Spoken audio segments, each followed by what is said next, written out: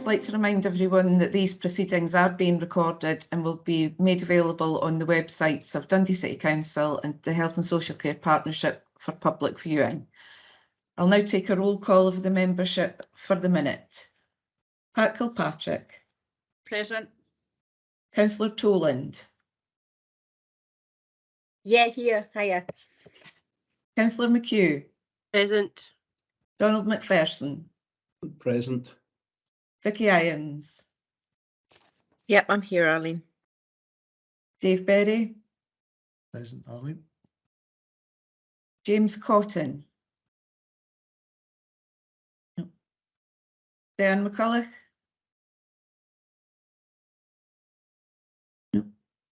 Tony Gaskin.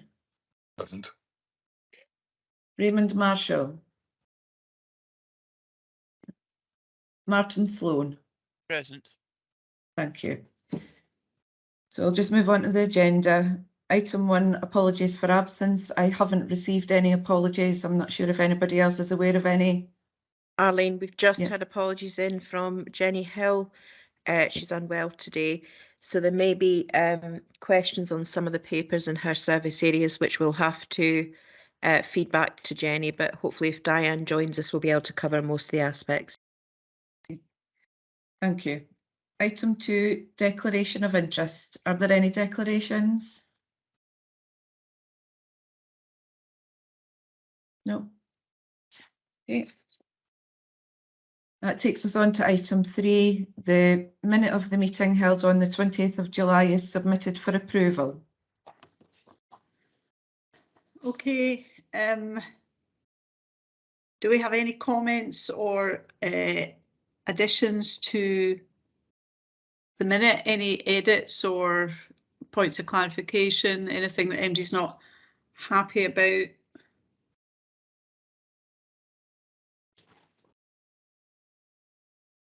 We don't have an AOCB on this agenda, do we? So this is probably the time to bring it up. If nobody else has got any comments, I have a comment on question 2 and a point that Donald raised on the delayed discharge report had been deferred from this to the September committee, but it's not on this agenda, and it says in the action tracker that it was delayed because it gives a reason for it being delayed, but it doesn't say. I think it says in the action tracker it's going to be provided at some point. I just wonder if when we put these things in the minute that we're going to provide them for the next meeting, we need to provide them for the next meeting. So it's not that it's an inaccuracy of the minute, it's just that I think if we're going to say that if we're going to say we're going to provide it for the next meeting, we explicitly say in page 2, para 2, will be provided deferred from this committee to the September committee. Vicky, and well, I've got Donald as well, so I'll let Vicky go first. Yeah, thanks, Pat. And unfortunately, that would be one of the issues which Jenny would perhaps respond on. But so I can go back to Jenny. There is a reason why that particular style of report has been delayed. But what I can offer PAC assurance, members of PAC, assurance on, is that there will be a full paper going up to the IGB in October on community resources, capacity across our community hospital facilities and our community-based facilities, and a full report on discharge management. That will include the progress we're making on discharge without delay, but also the number of people that remain in delay, both from a mental health and learning disability perspective, but across the general spectrum of care as well.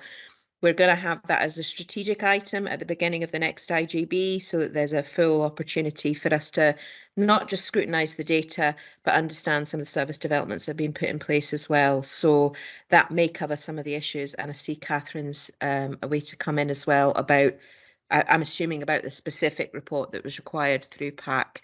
But there will be a report, as I say, in the October IGB that will cover all of the bases required. And the main reason for that is to make sure that IGB members are fully briefed on all of the work that we have done and are aware of the successes in terms of the 20% growth we've seen in the number of patients requiring care, but also that they're clear of the reasons for the residual number of people that are still experiencing delays as well. I don't know if you want to quickly come in, Catherine, on the agenda item that's specific for PAC.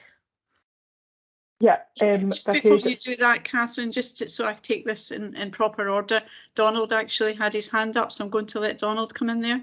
Yeah, thanks, Pat. I mean, I had been going to raise exactly the same point. I'd actually going to be raising it under the action tracker, because it's on the tracker is number 34 and it's shown as complete, and to my mind it certainly was not complete.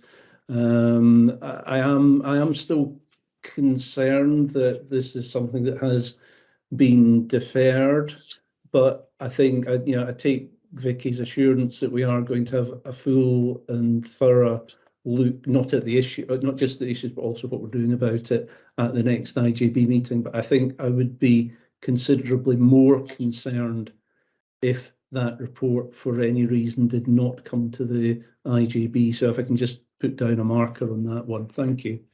Okay, can I just say, it is the proper and appropriate business though of this committee. So should this report not have come, it's in the minute that we're bringing it back to this committee. So should it not have come to this committee first before it went to the IJB? It is both, Pat. So the item we're bringing to the IJB is a strategic update, which is entirely appropriate for the IJB. The issue for PAC is one which is more around the activity, the activity, but I'll maybe let Catherine come in at that point. But yeah, it is, put it this way, the style of report which is going up, we're having a strategic agenda item at the beginning that will have a presentation and a paper with it, to enable there to be debate. It's perfectly acceptable for that to go directly to the IJB because it's on the strategic direction of what we're trying to achieve. But it will also, as a matter of course, contain performance information as well. And you're absolutely correct. The performance information is the information that would normally be presented to the PAC. Yeah. I'll let Catherine come in, but I mean, we can't, any one of us could go under a bus any day. So, I'm just slightly concerned if it's only Jenny that could have provided this and she's not here. So I don't know if that has implications for our capacity. Have we got enough people covering all of this, Vicky? But I'll let Catherine speak first, and then I've got Siobhan who wants to come in after that. So on you go, Catherine. Thanks, Pat. So Lindsay from my service is working with an unscheduled care lead from Jenny's service on reshaping the discharge management report that we brought previously, based on some of the feedback and the conversations we've had recently, both within PAC and out with, in terms of the presentation of data and the types of information that would be useful for Performance and Audit Committee to see. So part of the delay has been leave in operational posts, but part of it has also been about us bringing you a report that does what you need it to do and what you want to see within it. And some of that also relates to changes on scheduled care board for Tayside has been making to the way that it receives and analyses data. So we're letting some of that work through so that we can reflect it back into the paper. So there will be a report in November, and that would be intended to be the kind of standard format and content for the discharge management report to then come on us. It usually came in a 6-monthly basis. So we'll be testing that with you in November, that new format, to check that it was suitable, and then using that on a kind of rolling basis. So some of it is about getting you the right information as well. And I appreciate that we would have ideally had that with you today, but it's not been possible due to that combination of circumstances, but it's actively being worked on and it will be here in November. Thank you for that assurance, Catherine. Siobhan?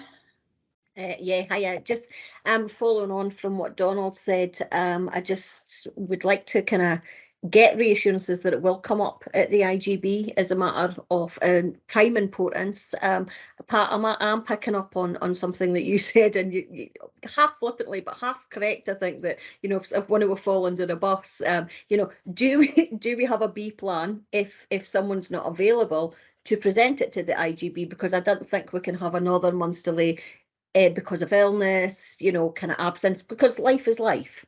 Yeah. The reason for the report being here today is not because Jenny's sick today. It's because of the reformatting that Catherine's just explained. So sorry if I've confused that issue a wee bit.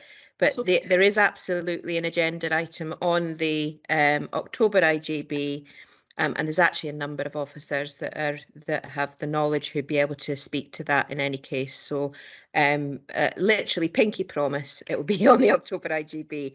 And hopefully you'll, you should be able to see the full breadth of work that's then ongoing and have quite a lot of reassurance about the performance of it. You know, not to give you any spoilers, but at the moment we're performing at 99% of discharge without delay. Actually one of the top performing partnerships in Scotland. So there's some good news in that report that will be coming forward. I do appreciate the complexities, Vicky, of the information and stuff. I just that, you know, I'm also aware of time and you know, one meeting delays another, and the next thing we know it's 6 months down the line. But thank you, I appreciate that. Thank you. I mean, I think we have taken some assurance from that. It does put Donald and I in a bit of a difficult position, because I had hoped today that we would have had a paper on this, so that we you know, we have to be able to go in and fight our corner for the IJB at the board. And as you know, it's a big issue across the whole of the NHS. That's got huge profile, it's in the media, and we need to be armed with the, I mean, I know you say we've got 99% without delay. It's the ones that have got the delay. We need to have some facts and figures at our fingertips so that we can contribute that, Vicky. Yeah, so there is already a brief available on that. I think I've circulated that at this point in time just to yourself and Ken as chair, Pat. And I'm more than happy to share that with PAC members and IGB members if that's felt to be useful. In addition to that, the NHS board has a very specific request around mental health and learning disability delays. So again, Arlene has pulled together a brief for us on that. And there's nothing in that which I think would be inappropriate at this stage to share with IGB members. So I will ask either Arlene or Willie to make sure that we've circulated that so that people are up to speed. That one doesn't contain the individual details of the people who are in delay, because that would be identifiable because they're very small numbers. But it does give you an idea of some of the themes which we're currently tackling. So I'll take that as an action from today, Pat, and I'll circulate both of those briefings in advance of any further discussions that might appear, certainly through the NHS board. That's very helpful. In fact, we've got a board seminar tomorrow, and it might well come up in the discussions tomorrow. Siobhan, did you want to come back in, or is that a legacy hand? No, it's not a legacy. Thank you, Pat. Can I maybe just make a suggestion then, because, you know, I appreciate human error, complexities of issues, that if something isn't coming to the meeting that we're maybe told in advance and given the reasons why, and then that way we can maybe make a decision in advance of the meeting as to what information we might need. Pat, Donald, you guys are clear that you need this information and actually need it ASAP. It would have been useful to know that information in advance so we could think about what we might need in the future. Thank you. That's very helpful, Siobhan. I agree with all of that. So moving on. So we're accepting. Is there any other points on the minute that anybody? There was one other thing. Was we were going to discuss at some point with Diane, Vicky, the work that's done at the Royal Maudsley on supporting staff through trauma.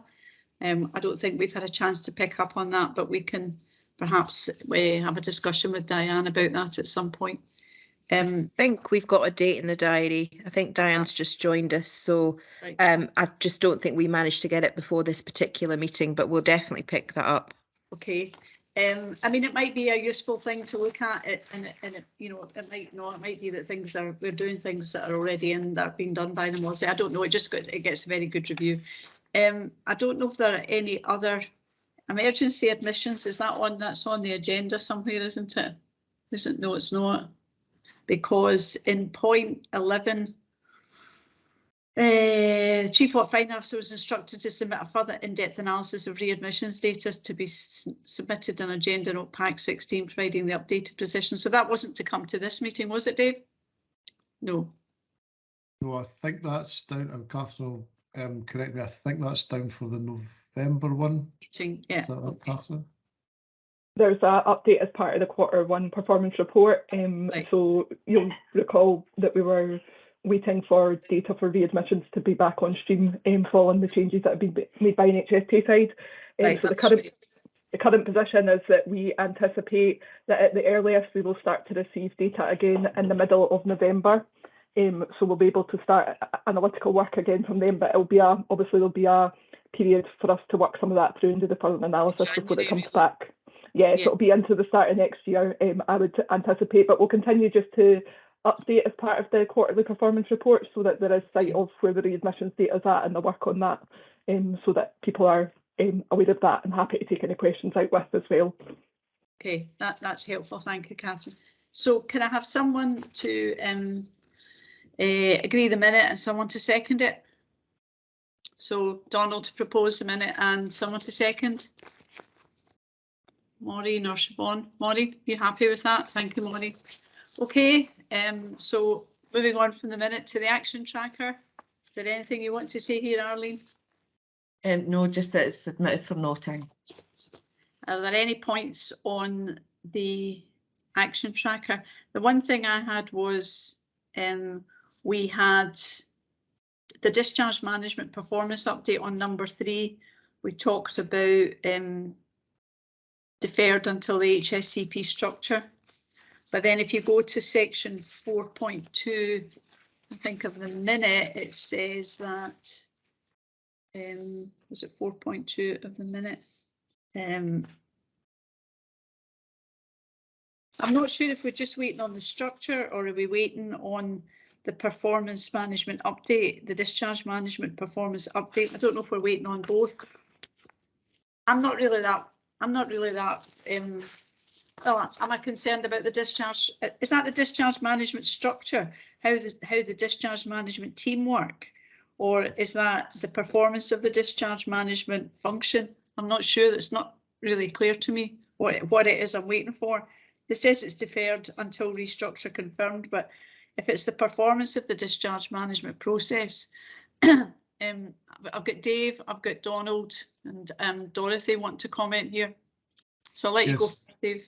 Yeah, sorry, Pat, just in response to that, just to be clear, it was an item on that particular, it came up as an item on that particular report number, so it's actually not anything to do with discharge management performance as such. It's more a general question around, I can't remember who'd asked the question about kind of getting to see what the organisational chart looked like, which has been, no, that's the reason why that's not been sent out, because it's the structure's still being kind of reviewed at the moment. So so that it's not about discharge management itself. Okay, right. I think okay, that's fine. Sorry, I've got Donald and I've got Dorothy. Donald. Thanks, Pat. I mean, two comments on the action tracker. One's a general one, and I mean, I notice we're now up to 48 actions on it, and that to me feels like an awful lot of actions, and an awful lot of them are in progress. So, you know, I recognise that management time is finite, but as a member of the committee, it feels like too many are sitting in limbo. And, you know, I think we do need a push to close some of these down, particularly the ones that have been sitting for a little while and have maybe carried forward. So I would like to see the number of actions reducing rather than growing. That was my general point. My specific point is, I'm afraid, going in absolutely the opposite direction, because if you look at action number 41, which is a query that I raised about the this category 1 responder issue and why it was being carried into the governance action plan, we're showing that as being complete. Mm-hmm. And if it has been completed, it has passed me by. So I would like to see actions being completed, but I'd also like us to only show them as complete once they have been closed to the satisfaction. And at this point, I don't feel that I know what the answer is to that question. So I don't think it's complete. Can I let Dave come in here and respond to that? Thank you, Donald. Thanks, Pat. Yeah, thanks, Donald. So in terms of that last point there, that's actually my fault because I completely forgot in terms of the minute of the previous meeting that I was going to come in and give you that explanation, because as you know, I wasn't at the last meeting, and if I'd been there, I would have been able to kind of give you the explanation. So in terms of that particular point, why we're kind of that's kind of been reported under the governance action plan, rather than where other audit reports have traditionally been tracked, is more to do with the fact that we're using the governance action plan as the main vehicle for that now, because I think it was getting too confusing by kind of having separate reports coming in. As you can see, we've got a lot of sort of kind of in effect sort of update reports on the PAC agenda. So we've now got the action tracker, the governance action plan update, and we've got the internal audit plan update.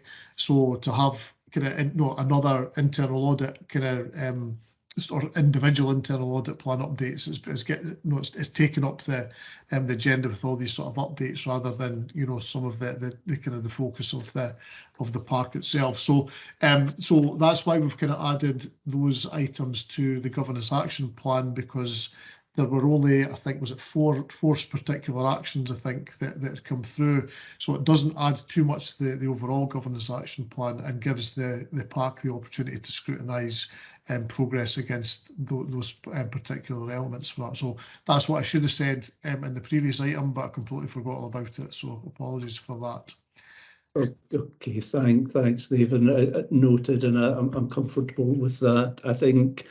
And I don't want to sound too grumpy about actions and tracking, because I'm conscious that we've come a long way over the last couple of years in terms of minutes and tracking actions. But I think this illustrates the value of having these disciplines and process in place. So thanks for that. Can I just come back on the first point that Donald raised? So yeah, so in terms of the numbering, you're right, there are 48 actions, but actually the way that we've kind of done it is we've removed the completed actions as they've gone through.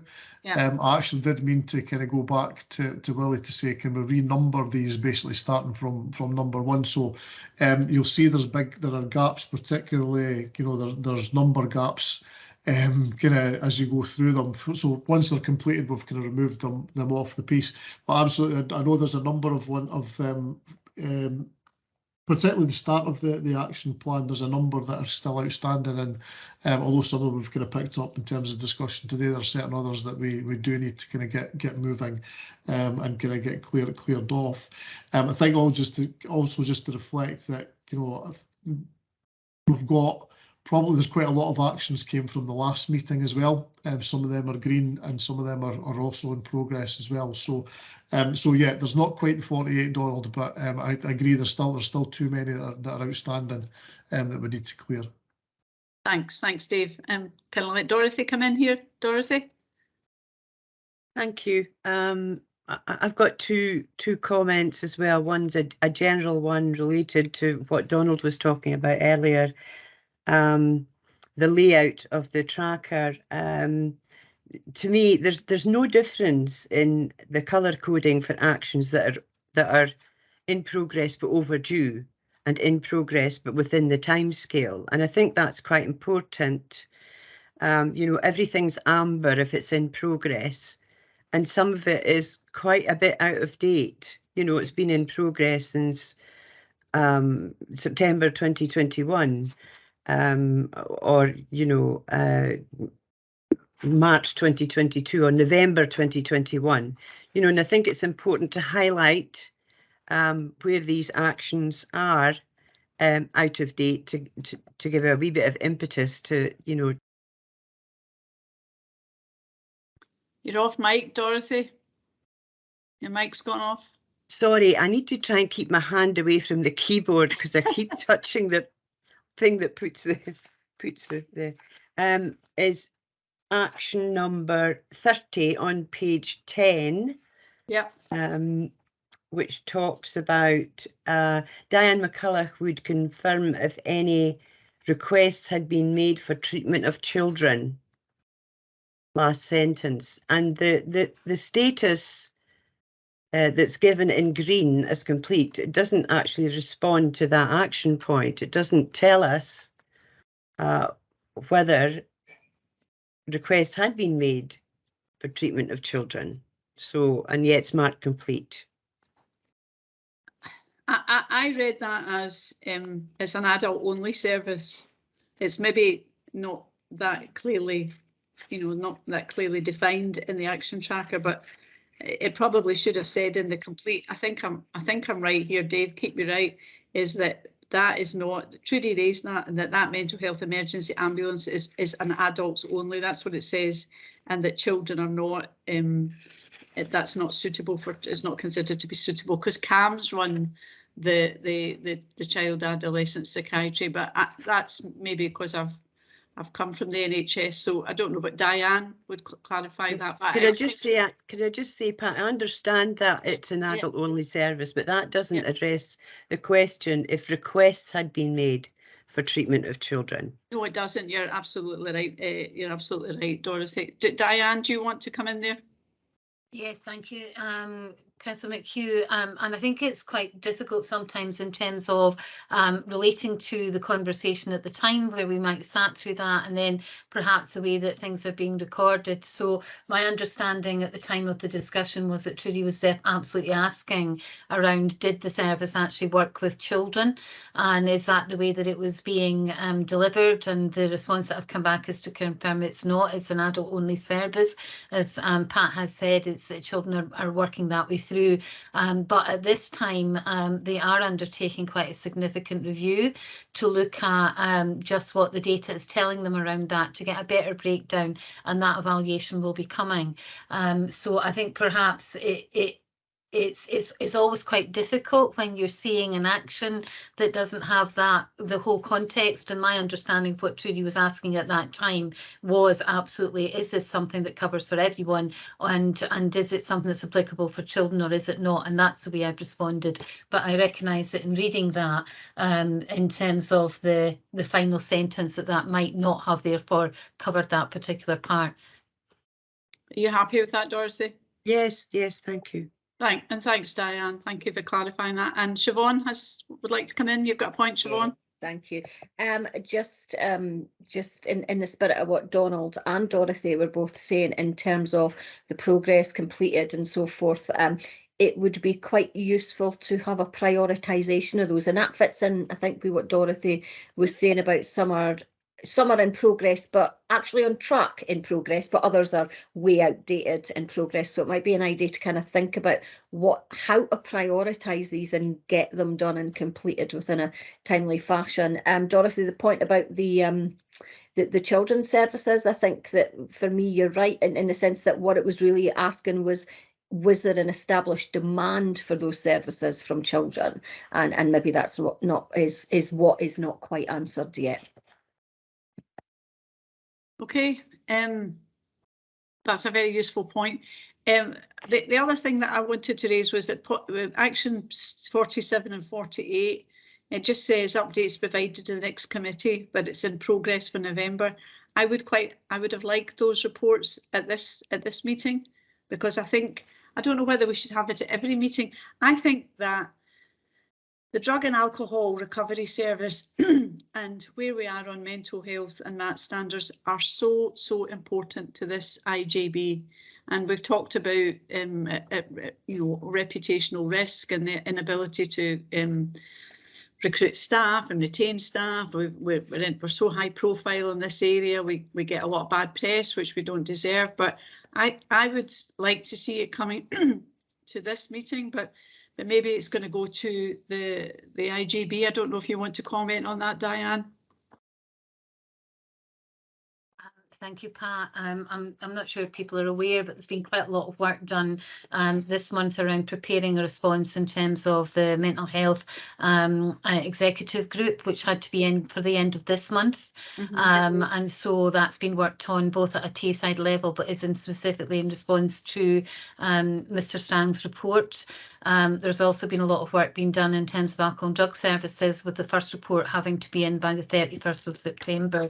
So my apologies, but it made sense to allow us to complete those pieces of work and then bring that information, or the relevant aspects of that information, to this group in our next meeting, some of which may or may not come to the IGB going forward. So that's the reason why we delayed it, because actually a lot of information and data is being prepared as we speak in order to submit to a national group, and it would make sense to provide that information to this group once it starts to become available. Okay, that's helpful. Thank you. I don't know if other members of the PAC agree with me about how often these reports come. I see Siobhan nodding. I'll let Vicky come in, and then Siobhan, and then Dorothy, and then we move on. Vicky. Yeah.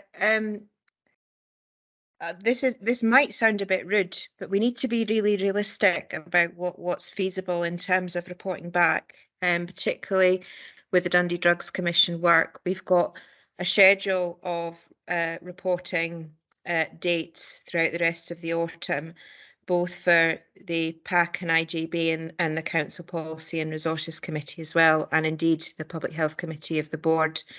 And it was always known that we had key dates in terms of fulfilling a report on the MAT standards, but also the evolution of the action tracker and the strategy that have resulted as a result of the Dundee Drugs Commission, and they were never scheduled to report this month. So I need to be really clear about that.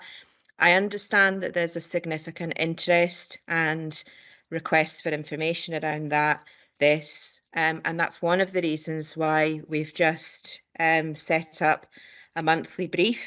Now, the first monthly brief came out, I think, just towards the end of last week. That was circulated to all elected members and all IGB members through Willie's office. And that gives you the most up-to-date picture in terms of where we are with the actions.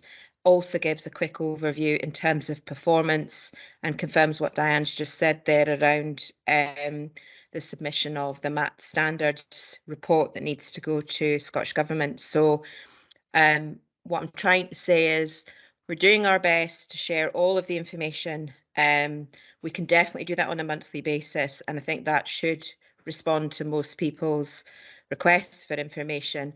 What I can't do is bring a formal report ahead of the time when we've got the data and information that's available for us to do that, and ahead of the schedule that's been agreed across all aspects of the partnership. So apologies, Chair, I'm not meaning to sound rude, but we've got a schedule in place here, and we can only do what we can only do. And what we're trying to do in between the formal reporting schedules is provide these briefs that has as much information in it that we can provide from a management perspective. So I hope that's okay. And I certainly don't disagree with you about the frequency in which the IGB members and PAC members should be aware of what's happening, and that's why we've developed the brief as an addition to our formal reporting mechanisms. Thank you, Vicky. Siobhan, did you want to come back in here? You're off mic, Siobhan. I was aware, I think, that Dorothy was before. Dorothy, your hand's gone down. Anyway, Vicky, you didn't come across as rude at all. I think that the monthly briefings are quite useful. But what I'm going to ask is maybe to take that a little bit forward. If we're getting monthly briefings, then perhaps we allocate time and space within each meeting, the IGB and the PAC, to discuss those. I appreciate we can't do formal reports. That's fine. That's fair enough. But for me personally, yes, the drug issue is incredibly important. We are talking about trying to drug and alcohol. We are talking about trying to do it, and I appreciate the pressure you guys are under. Please don't think for 1 minute that I don't. But if we're going to get those monthly briefings, then it would be good to have an opportunity to talk through those and get a better outline of that. So if we can maybe add that into the general agendas for PAC and the IGB and let me know. Just one final question. Are these briefings private, just for our eyes, or are these to be made public? Vicky? No, they're not public documents, and a lot of it contains what we utilise in terms of management information. So, and I think they are marked as that when they're distributed by Willie in terms of their essentially confidential briefings for IGB members and elected members. Saying that, there's nothing in it that's too contentious. And to be honest, most of the issues in the most recent briefing that was circulated, I responded to questions we're being asked in public in any case, about, for example, how are we progressing against MAT standards and how are we progressing with the alternatives that might be available for Safer Constitution House. But with your permission, Chair, I think if there was part of the agenda, I'm certainly open to the suggestion that if we've circulated a briefing that's not a briefing in person, because we also organise those. But if we've circulated a written briefing for information, I think it would be more than appropriate for officers to take questions at the PAC or the IGB that corresponds to that on that month. I'm sure, Diane, we would be in a position probably to be able to respond accordingly. So that's maybe not a bad suggestion. And that means that both the PAC and the IGB are recording the fact that they've had a briefing. Yeah. And that there's been subsequent, question and debate around that. So I think that's a really, really helpful suggestion. Thank you. Yeah, I think, are you happy with that, Siobhan? You're off mic again. Oh, sorry. So not to put further pressure, but if we can maybe get those briefings, maybe about a week before each meeting, then that would be really useful. Okay. I think it's useful to have the briefings. They're really good. The briefings are really helpful. And I think it's a good suggestion that we just have a slot on the agenda. It doesn't need to be a long slot, but it gives people an opportunity. I just feel that these are some of our, not all, but some of our most important issues. The final point I just wanted to raise, and Diane very helpfully came back to me about residential rehab, and I read all the stuff that you sent, Diane, and it was very helpful, and thank you for that. I did come back to you and say most of these residential places are down south. And you said, that sometimes that's a better thing because it takes people out of their environment when they're going through the rehab process. But I just wonder if that is a view that's held by those with lived experience of overcoming drug or alcohol addiction. Do they actually want? I mean, there's no provision for inpatient rehab in our locality. We can't say to people who live in Dundee, we can get you into the rehab facility. We've got 6 beds or 4 beds or 8 beds. They've really got to go out of the locality. And I don't know how people feel about that. And I know people who've been through rehab and it's been done locally in inpatient facilities and been very, very successful. And I don't know if they would have been able to embark on that if it had been down south away from I'm just thinking if you're a mother and you've got young children, you might need to get into inpatient rehab, but you might still be able to want to see your kids and your family. And if you're down in Ipswich or wherever these places are, and they're pretty much nearly all down south. I just wondered that, Diane. You don't necessarily have to answer it just now, but I've just put that question up there. Should in our commissioning plans, should we have some? And I don't even know if there are providers. I don't know if it's something that Scottish Government would be interested in funding or helping us to create that. But it just felt, if I lived in Dundee and I needed to go into an inpatient for substance abuse, I don't know that I'd necessarily want to go out of my area and maybe feel uncomfortable about going to London or, because I don't know anybody in London. Nobody's going to come and visit me or, bring me clean clothes or, bring me chocolate. I was just trying to think what that would feel like if I was a patient. I don't know if you want to comment just now or do we have an offline discussion, Diane? But I wanted to share that with the committee. Yeah, I'm happy to speak to you offline, Pat, but also to say that we continue to explore options. Yeah. Obviously, the Scottish Government provided additional funding for placements that wouldn't necessarily purchase a whole new service, so that would need to be considered in terms of the work that we're doing. But we do know that a lot of the service providers are really quite good, and the option is to offer choice, so from across the country to offer choice, but continuing to look to see how we can support more local solutions. So, but happy to have a conversation offline with you, Pat. Thank you. Thank you so much, Diane. Okay, if there's nothing else on the tracker, we've kind of done the tracker to death, I think, maybe today. We've had some very helpful discussion and helpful suggestions, and I think we're refining that as we go along. So it's just for noting, isn't it, for approval? It's for approval. So everybody agreed on the tracker and the points that we've raised? Yep. Okay, so we're now moving on to the performance report, which Dave is going to take. Are you okay with that, Dave? I'll happily pass that over to Catherine, who will be best placed to take you through that. Thank you. She's looking quite chipper anyway. She's looking quite cheery about the whole thing. So I'm hoping it's good news, Catherine. Probably can't deliver you all of the good news you would like, but yeah, I'm going to present today. Lindsay's, who you all know, leads on the production of this report, on leave today.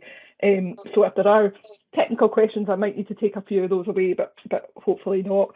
So there was a couple of things in the report I just wanted to highlight in terms of the kind of current developments.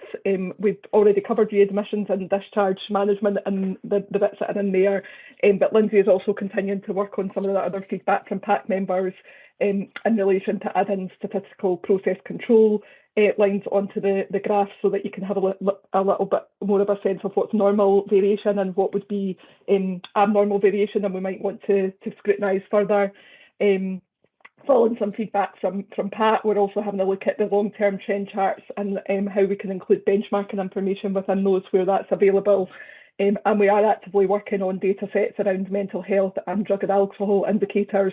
In particular, we've made some good progress around the drug and alcohol ones that links to what Vicky was saying earlier, and our ability to hook into some of the data and information that's being produced for national reports.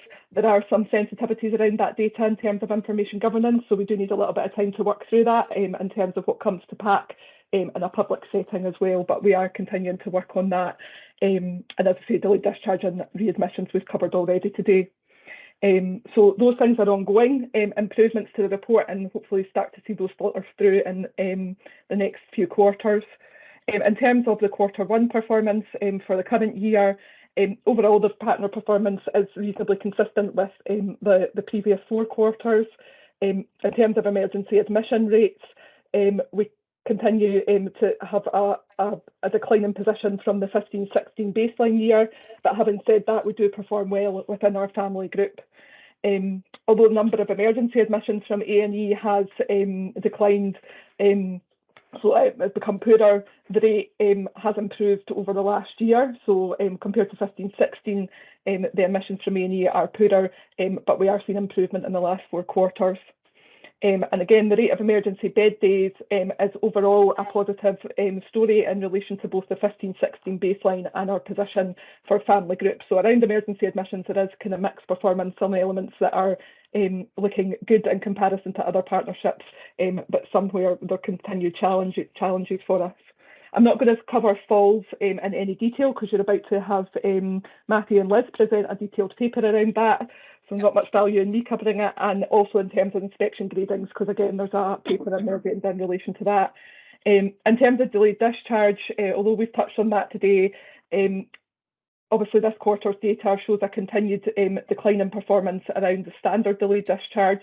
But as Vicky noted earlier, that should be set against the context that in the last quarter, 98% of all discharges were without delay. So whilst that's not to take away from the ones where there are delays and the need to address that, the overall picture remains of a good level of discharges happening without delay.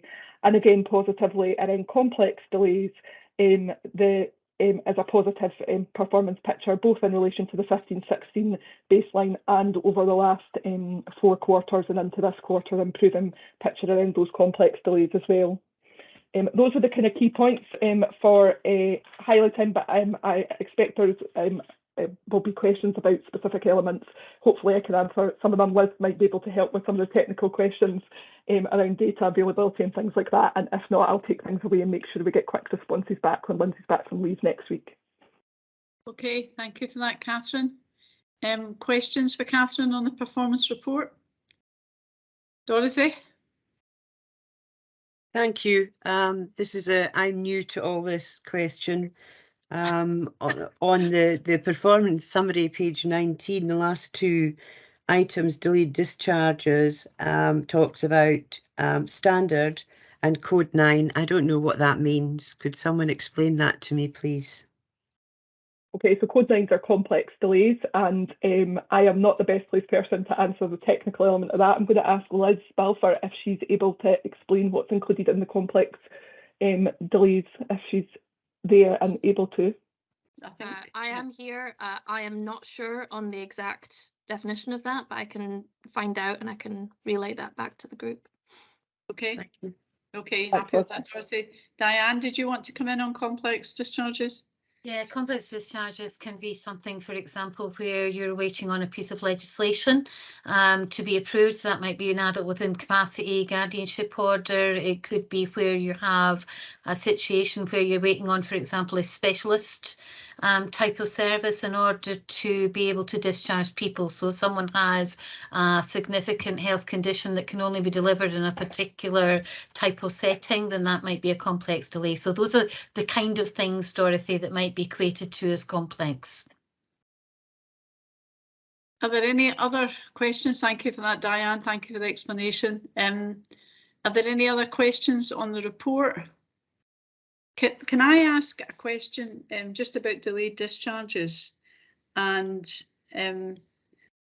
what I don't see here, but it could be that I've not looked closely enough or I've missed it, is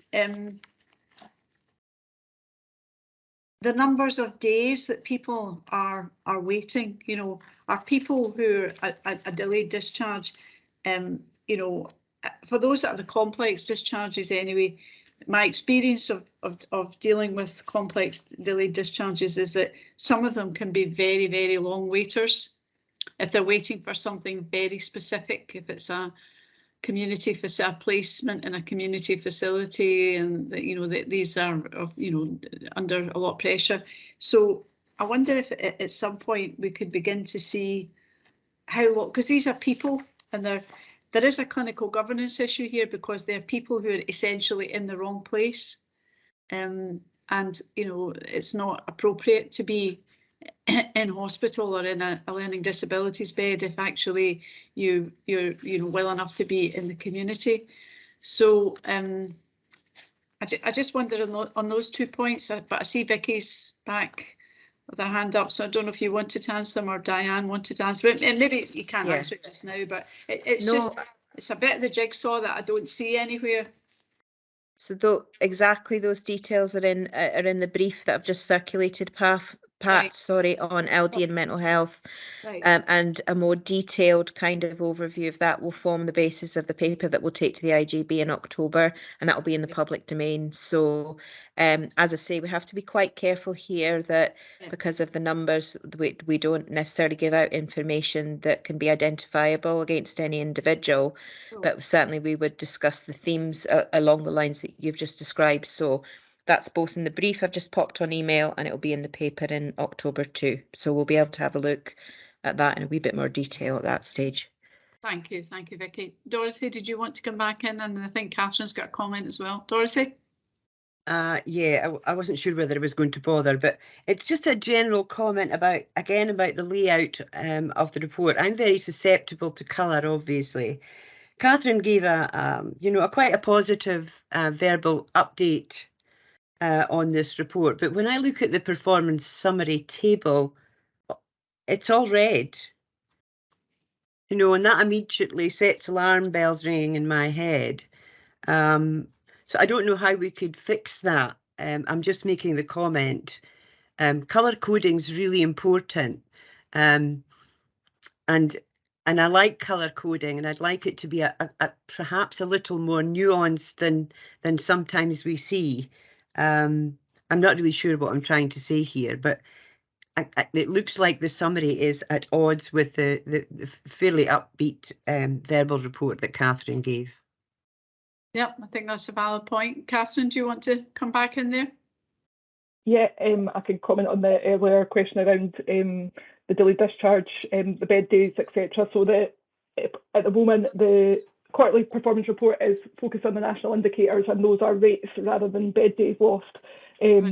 So that's why those are included as rates, but we can pick that up as well as what Vicky's already covered. I'll speak to Lindsay in terms of the review of the discharge management report and see what can potentially be included in there that takes it away from rates and into bed days, etc. So I'll pick that up there. Dorothy, yeah, absolutely appreciate what you're saying.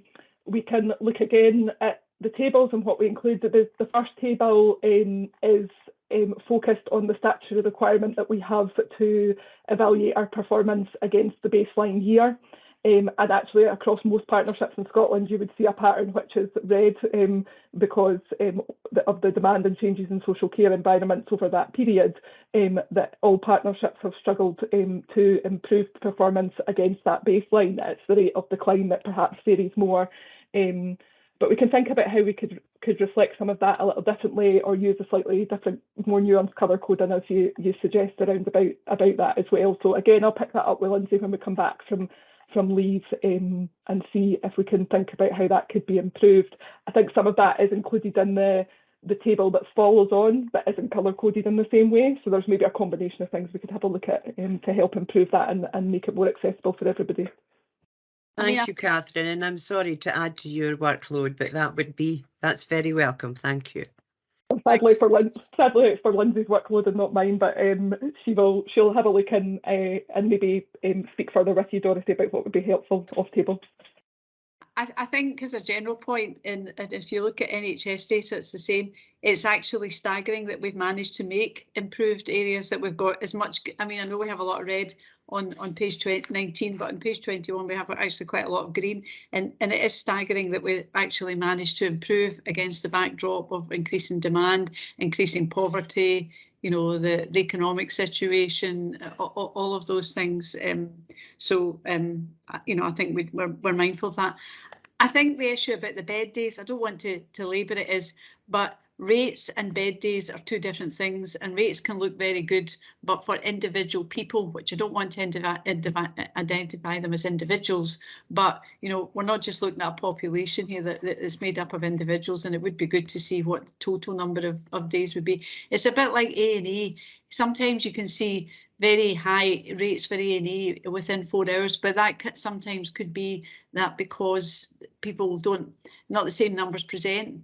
Do you know what I mean? It's easier to process fewer people quicker, if you see what I mean, than the month before, when you might have had double the number of people coming, therefore your performance looks poorer, but actually it's not your performance is poorer, it's just that your demand is greater. So sometimes when you only get one bit of the jigsaw, it's hard to piece it together.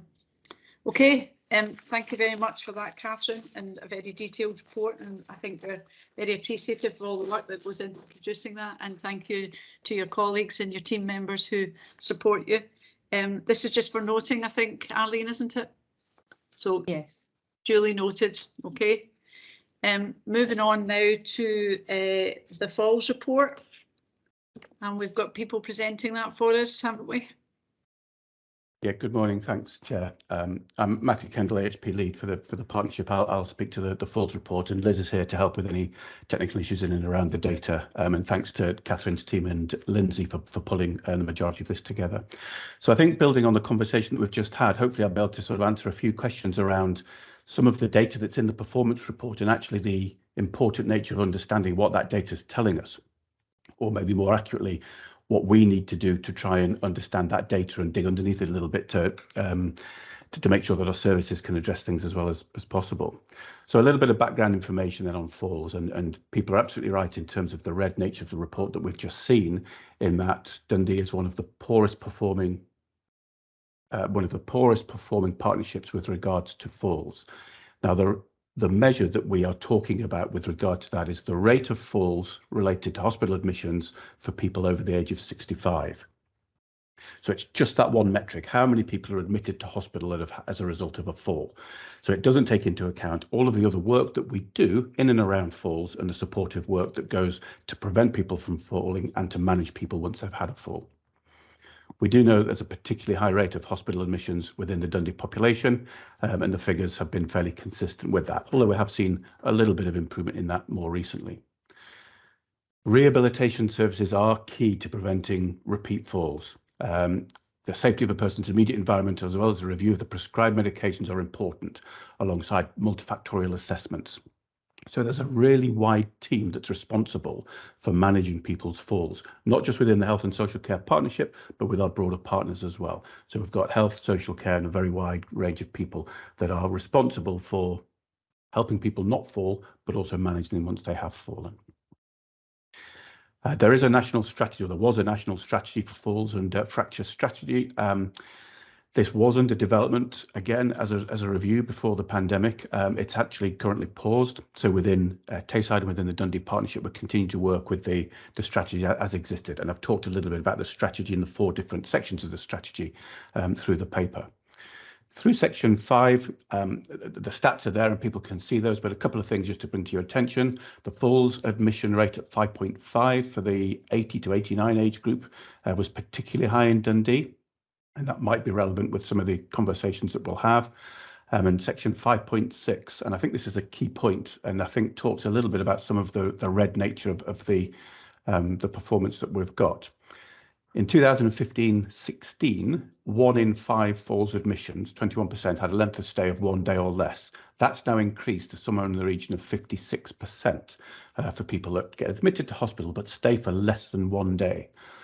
About 85% of those people have no procedure undertaken. So it does raise the question in terms of why have they been admitted? Why are they in the hospital and what's being done to them when they're there? So we know that we need to do a little bit of work around understanding that and scratching underneath that to understand fundamentally what's happening.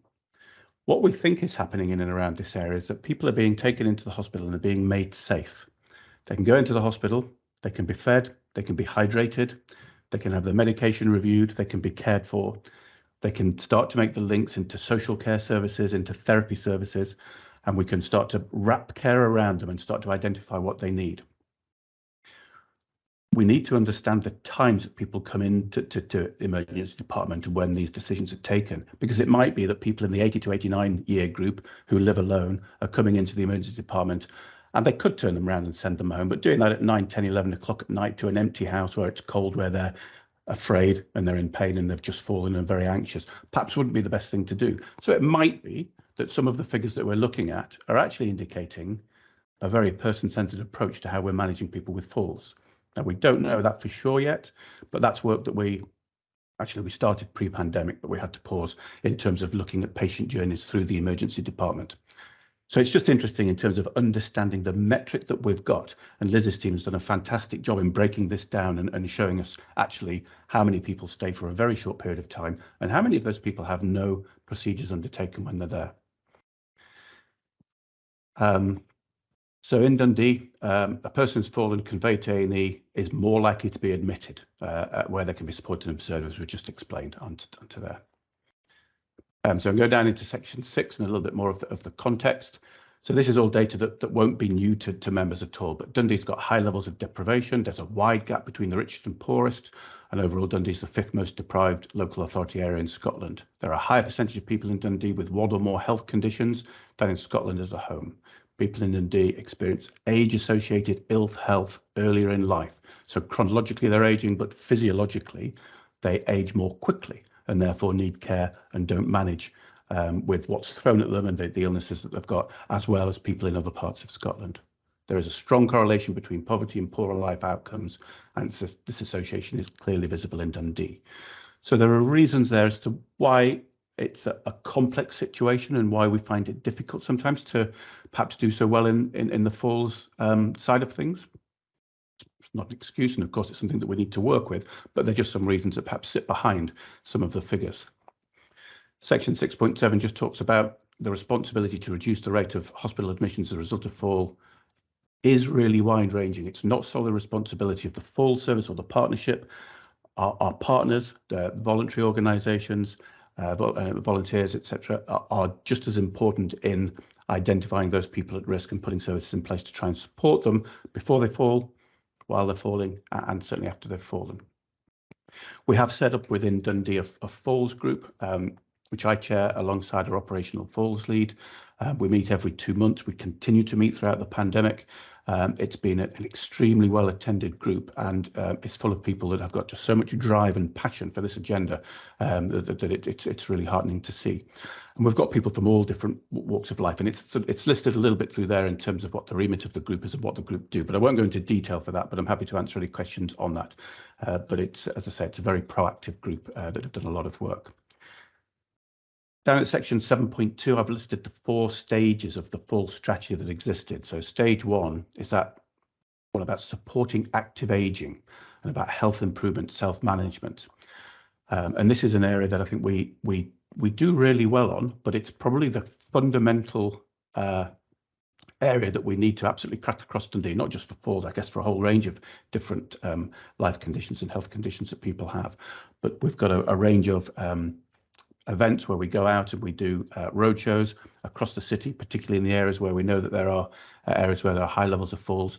And we take a team of therapy staff, of community alarm staff, the Scottish Fire and Rescue Service come along. We've got nutritionists that talk about the importance of nutrition and so on and so forth. So that's really important that we can support people age as well as possible.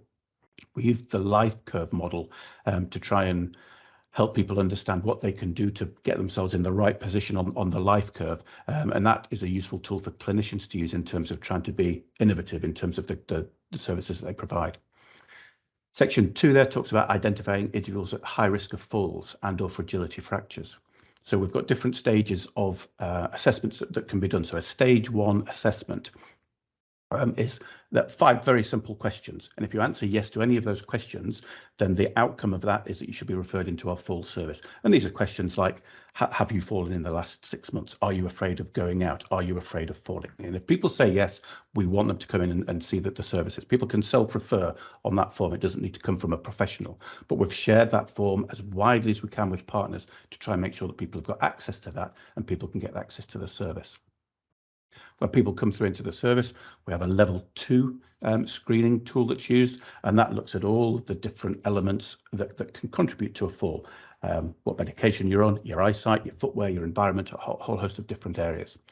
And while we've got a specialist falls team that leads that, we're also working with some of our wider teams, probably the health teams more so than others, to build their skills in doing the level 2 assessment so that the referrals don't need to come, it can be done at source with patients.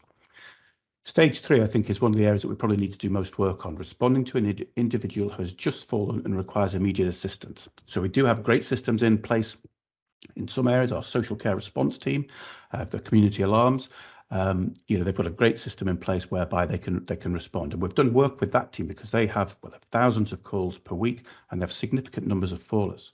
But we've linked a couple of our health and social care support workers in with that team from our community rehab team that work with our OT and physio staff.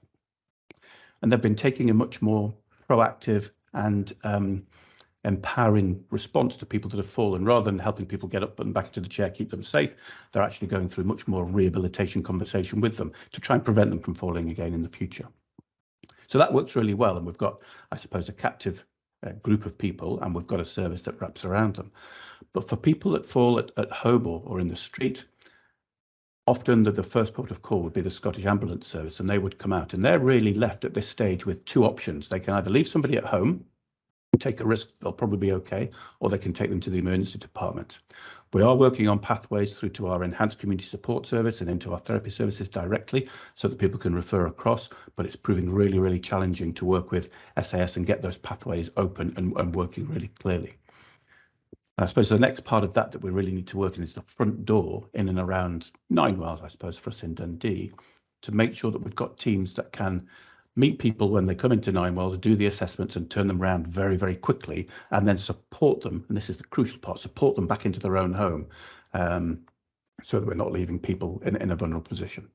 So stage 3, I think, is a key area for us in terms of improving the specific metric that we're measured on that's in the performance report. Stage 4, the coordinated management, including specialist assessment. I think we do that quite well. We do have very good coordinated services. We do have specialist assessments. They exist across the system. And we know that when people come through our services, they respond well. We've got validated tools where we can measure the outcome of the interactions that we've had. So we know that once people have fallen and we're rehabilitating them, that they respond well, generally speaking, to the services that are in place. So it's very much that stage 1 and stage 3 where the work's needed to make sure that we can support people not to fall and then get them in the right place once they have fallen. So there's a little bit more detail in and around those levels sort of through the paper there.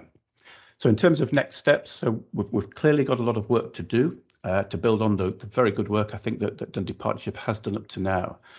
Further analysis around the falls-related hospital admissions lasting 1 day or less, I think, is needed where no medical procedure is required. So we are going to be aiming to work with the emergency department to understand the journeys that people go through and the decisions that are taken for people that go through that journey. Now, it might be that they're in the right place and we want to continue to support that, in which case our standard will remain in the red and we may well be a poor performing partnership across Scotland. But if we understand that we're doing the best thing for patients and being as person-centered as we can and making people safe, maybe that's okay. But clearly we need more information to understand that entirely. We do need to further explore and cross-tabulate data regarding the people admitted to hospital due to falls with other intelligence, such as the care home registers and the community alarm services, polypharmacy, etc. Our practice education team that work in care homes are doing work at the moment in and around people that have had a fractured neck of femur, which is your hip joint. 20% of people have a fractured neck of femur in 9 miles are from care homes. So they're going in and taking that opportunity to educate people in the care homes around how to rehabilitate those people and get them back into a full functional active life. But they're also taking the opportunity to educate people about how to stop those falls in the first place as far as they can. Muscle strength being one of the key metrics that stops people from falling. Muscle strength and balance and flexibility being key.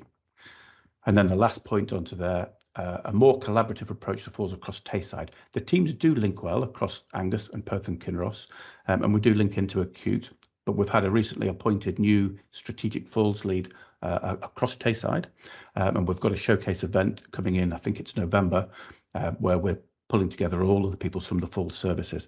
And that's where I think we need to start to have those conversations about improving the pathways from Scottish Ambulance Service and through our full system and also into ED to make sure that we can support people in the right environment with the right people supporting their care. So I'll stop there and I'm happy to take any questions.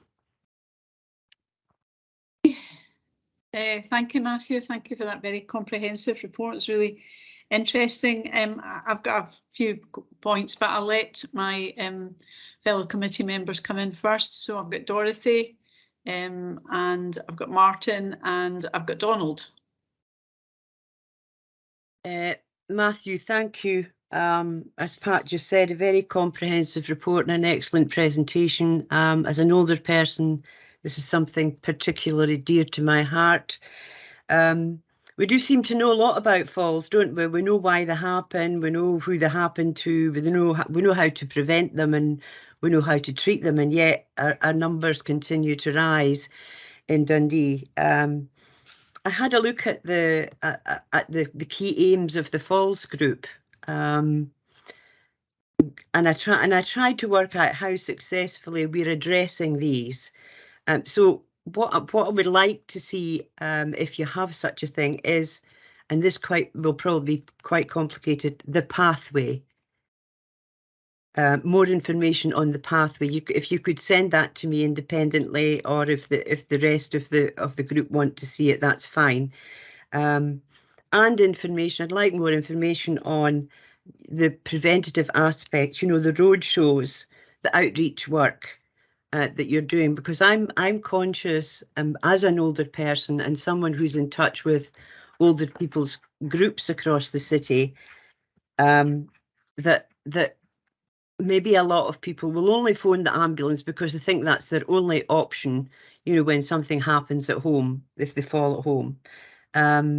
So a question I do have is there a waiting list for the falls service?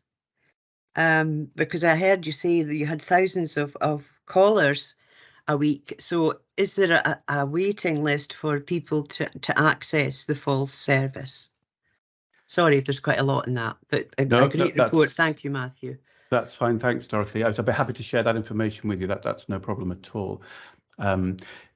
So the thousands of people that call per week, that was for the social care response team, and they respond to those immediately. So they will certainly provide that information. They also will refer into the full service. So the full service is a separate team to the social care response team. And there isn't, well, I say there isn't a waiting list. People will receive a phone call within a couple of days of being referred into the full service as things currently stand. We've got a team that does those level 2 assessments.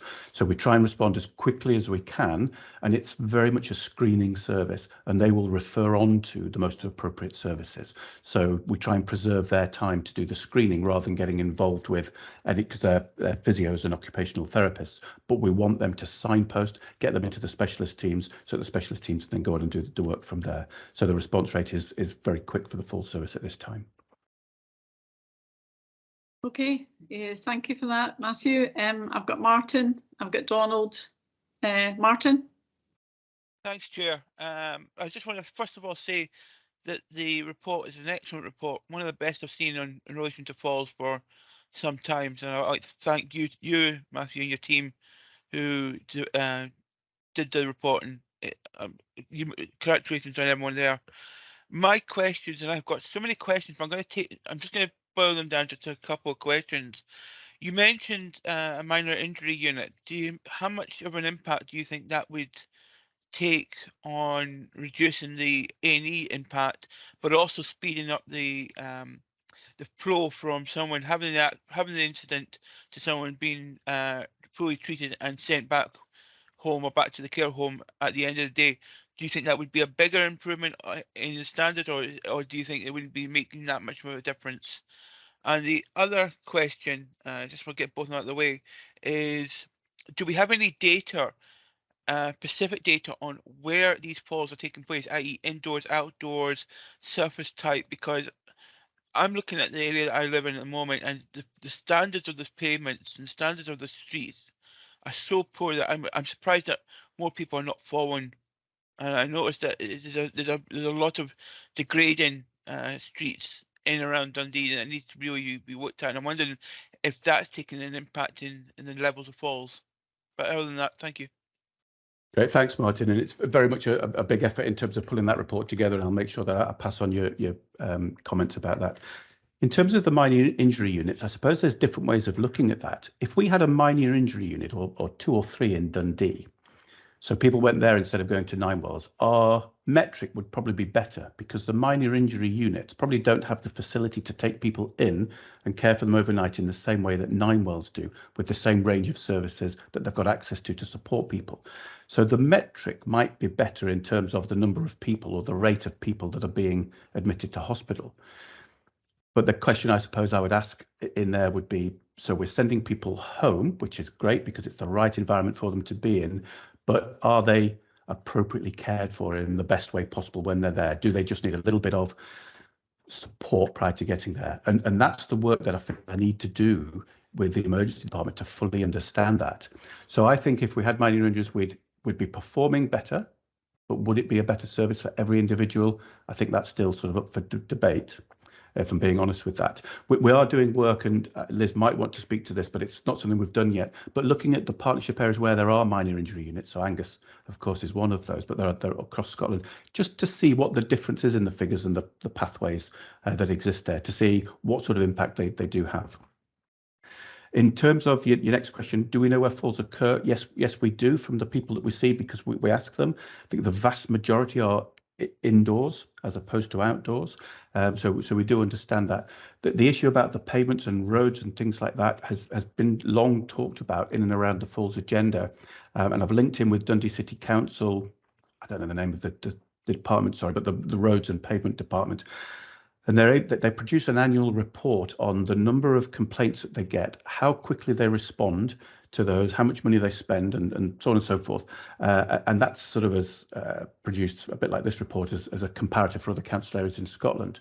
And what that seems to suggest is that they respond very well and very quickly to those comments when they come in. Part of the work within the Falls group was that they've got an online form where you just click a button and say, this pavement in this area is not very good, can you address it? So we tried to promote that so that people could raise these issues, because it was raised so often to us in these groups. We thought, well, let's get that out there. Let's give people the opportunity of saying there's a problem. So we certainly did that.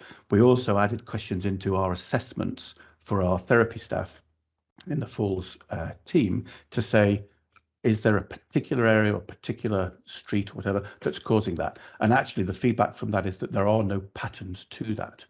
So at this point in time, I don't have any data that tells me that pavements contribute to the falls that we've got. That doesn't mean that it isn't. It just means I don't have that data based on the information that we've got at the moment. Cool, thank you for that. Okay, Martin. Yep. Donald, you've got your hand up, haven't you? Yep. Yeah, and well, firstly, again, like Dorothy and Martin before me, thanks to Matthew and his team. Certainly for someone who's from a non-clinical, non-medical background, I found the report really useful and interesting, and it gave me a lot of insights into the issues that I certainly didn't have before. So, thank you again for that. My question was also around this minor injuries unit theme. And to be fair, I don't know why we don't have a minor injuries unit where other boards or other areas might do. So I'd be interested to know the context for that. And then on one level, as you were saying, Matthew, just now, you could read this report as being an argument that we could produce better numbers by making use of one or more minor injuries unit. But I think the question that I still have there is, would a minor injuries unit be better placed than A&E to take an overall view of the patient? Because, with a patient coming in that maybe had a fall in the street, that might be the first touch that the health services have with that individual. And it is an opportunity to look at other health issues that they might have, because many of the people who present with falls, I guess they might have other issues around their care. And I just wonder if, because I don't understand how minor injuries unit work, if the person simply went there, got a plaster stuck in their head and out the door, because the minor injury unit, that's what they do, then do we miss an opportunity to take a whole person look? Or is the truth of the matter that there's little more that A&E can do for that individual, given the other pressures on them? So I'd like to understand more about that argument of Ninewell's A&E versus minor injuries. And perhaps it goes back to Dorothy's point about understanding the pathway and understanding what the pathway is at the moment and what the pathway would look like at if we had a minor injuries unit. So this shouldn't be about just making our numbers look better. We just need to think about the overall package that we give to the people of Dundee. So thanks. Great, thanks. In terms of why there's no minor injury units in Dundee, I don't know. So I don't know if Vicky or Diana or others would know that or were part of the conversations that were there. Possibly it's the size of our partnership area. We're very small in terms of the geography. So quite where we would put it and why people would be diverted to minor injuries rather than a purpose-built facility that exists, I don't know. But actually, while you were talking, I wrote down pathway, because I think fundamentally what's important is that the pathway's right. When you fall, either you need to be able to contact the right service, or we need the ambulance service or emergency department to refer you to the right place so that the right people can pick up your care and do that holistic assessment there. Now, the pathway that we've written is precisely that. If Scottish Ambulance Service pick you up after a fall, regardless of whether they take you to the emergency department or leave you at home, they should refer you to the full service. That doesn't happen for the majority. When you go to the emergency department, we used to have a system where a member of the team used to go into the emergency department every day and collect all of the falls referrals. That was stopped because of GDPR. So we now rely on them referring to us. And the numbers have reduced. But the pathway should be that if you come in with a fall, you are referred into the full service so that we can do that holistic assessment. ED will do what they need to do from that, emergency medicine perspective, of course, but there's so much that needs to be done in a community setting, in your environment, whatever it might be, and the teams are well placed to do that. But we don't always get informed that people have had the form. So I don't think it's about which buildings we have. I think it's very much about the pathway and the interconnectedness of all of the systems and the services that we've got to make sure we provide the right care. Okay, thank you, Matthew. Vicky, did you want to come in there?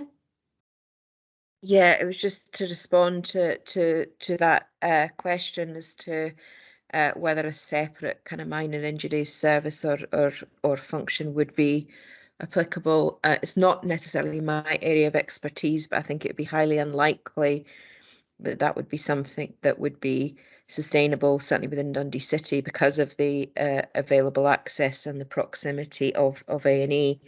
I do understand, though, in terms of the functioning and management of A&E, that there's a minor stream, as it were. So I guess it goes back to Matthew's point about that initial assessment as part of the pathway about what is the best response, whether that is a community-based response and a referral into our team, or indeed if it's deemed that it is necessary to have acute physicians looking at the individual case. It's a case of that going into the Ninewells stream. How it's then managed as at the doors of A&E, I think then depends on the nature of the fall. So we could follow that up, though, if it's of interest, because I think it's a really good point and something that we should consider as part of the pathway. So I'm sure Matthew will be able to follow that up directly. Of course, there will be a stream of patients that isn't just Dundee City based that might be accessing Ninewells. We'll obviously have a proportion of people from North East Fife as well, and obviously they have access to a range of their own facilities and communities, as well as minor injury services at Cooper and St Andrews as well. But that will all form part of the initial response to the fall as to what's available locally within those residential areas. You're on mute, Pat. I've done a lot of work on emergency care. Minor injuries are usually it's a very limited prescribed range of conditions that are considered to be suitable for standalone minor injuries anyway. So if it's a standalone unit, it's not part of a hospital complex with backup, very, very limited to, cuts, bruises, falls, sprains, bee stings, chemicals in your eye or whatever, all that kind of thing. But if it's co-located beside an ED, then you can increase the range of conditions, because you can bring them into minors, assess them, say actually this person's got suffering from low blood pressure, or they've got some mobility issues. So what we're going to do is we're going to get acute medicine to see them. They might be admitted overnight to an MAU, as you said, Matthew, to get hydrated and medication reviews and all of that. So I think to replicate a standalone minor injuries unit, I'm not sure that you really need that in Dundee, because you've got very good performance at Ninewells, and really the IGB I think is running lots of services, and I can't really. It would be different if there are some boards in Scotland that don't have the high rate of performance that we do in Tayside, and patients have to wait a long time or are waiting a long time at the moment. You'll have seen it in the press. That might be something for these boards to look at, to say, well, if it's lower triage categories 5 and 6, we could take them out of A&E and see them in minors. But I can't really see the strategic rationale for that for where you are. But yeah, it's an interesting point, as Vicky says, and we could talk about it at length. Your report has stimulated a lot of debate and thought, and I want to thank you. If there are no more questions, I want to thank you, Matthew, for attending today, presenting and explaining not just the data, but what the data tells us, and what the areas are that you're following up, and that we as a PAC committee need to be focused on. So I'd like to thank you very much for that. Again, I think it's for noting. Is that right, Arlene? Yeah, we don't have to give it a degree of assurance or anything. No, okay. So thank you, and thank you to John Wood as well, who's presumably in your team, for all the work that he's done and all the statistics. So it's really excellent to see it, and I think as a committee we're extremely grateful for that. So do we want to have a comfort break just now, or do you want me to press on? I think Dorothy's saying we're nodding for a comfort break, are we? Another cup of coffee. So it's 11:26, so can I say 11:31? It's being very precise. It gives you 5 minutes. Okay, thank you. Welcome back, everybody. I hope you're duly refreshed. Moving on to item 6 of the agenda, which is the Clinical Professional and Governance Assurance Report. And I've got here the Clinical Director. So have we got you? We don't have the Clinical Director, but I'm happy to speak to this. Yeah. Yes, you're doing everything today. You're multitasking. Earning my money today, absolutely. Yeah, thank you. Okay, so the Clinical Care Professional Governance Report. So we're offering that this is a report that's been provided for assurance, and we're offering a level of assurance of reasonable for this report today, and that's detailed in section 2. I'll just go through some of the key areas within here. So at 2.3 under assessment, all of our top 5 risks now sitting with the Dundee Drug and Alcohol Recovery Service. As you can see within the table that's there, it's becoming increasingly difficult to recruit and retain the staff into that service. And that probably is responsible for a number of those risks. Clearly, there are other aspects and elements within there, but not being able to recruit staff to be able to sort of turn that around is increasingly challenging for the team.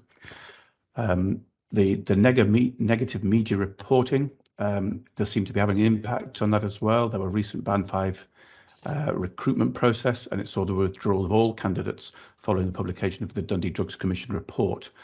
And internal and external candidates have cited, not all of them, but have cited the negative perception of the service as influencing the career choices. So it's certainly worth noting that. While it's something that we've known probably for a while about how that service is perceived, that's starting to have an impact more broadly. Happily, I suppose we are in the middle of a recruitment process for a senior service manager to lead this team. So I think we're at the shortlisting stage for that, but that will provide some needed sort of senior leadership to sit between Diane and the teams as they currently are configured. And that will be really positive in terms of driving forward a lot of the work that's needed within that team. Down at A4 staff resource, increasingly there are difficulties across the partnership. We've reported it before, so I won't say too much about it, but it's very difficult in terms of recruiting, retaining staff within there. We have started doing various bits of work looking at how we need to change, how we need to try and engage with the workforce of the future. Certainly our workforce director for NHS Tayside gave a talk to the allied health profession staff. And one of the key messages I think that I took away certainly was that he was talking about Generation Alpha. We've gone around the alphabet now. We're back to Generation Alpha and the number of jobs that people expect to have. So my generation probably would have had 2 or 3 jobs in their lifetime. My parents' generation, perhaps 1 or 2. But Generation Alpha, as they come through now, would expect to have somewhere in the region of 6 jobs throughout their careers. So we're clearly not going to hold on to people for the same length of time that we would, and we need to do something about how we most appropriately engage with them and work with them to keep them in the workforce. But anyway, there's various bits of work ongoing to explore that, to look at that, to understand the reasons behind some of that.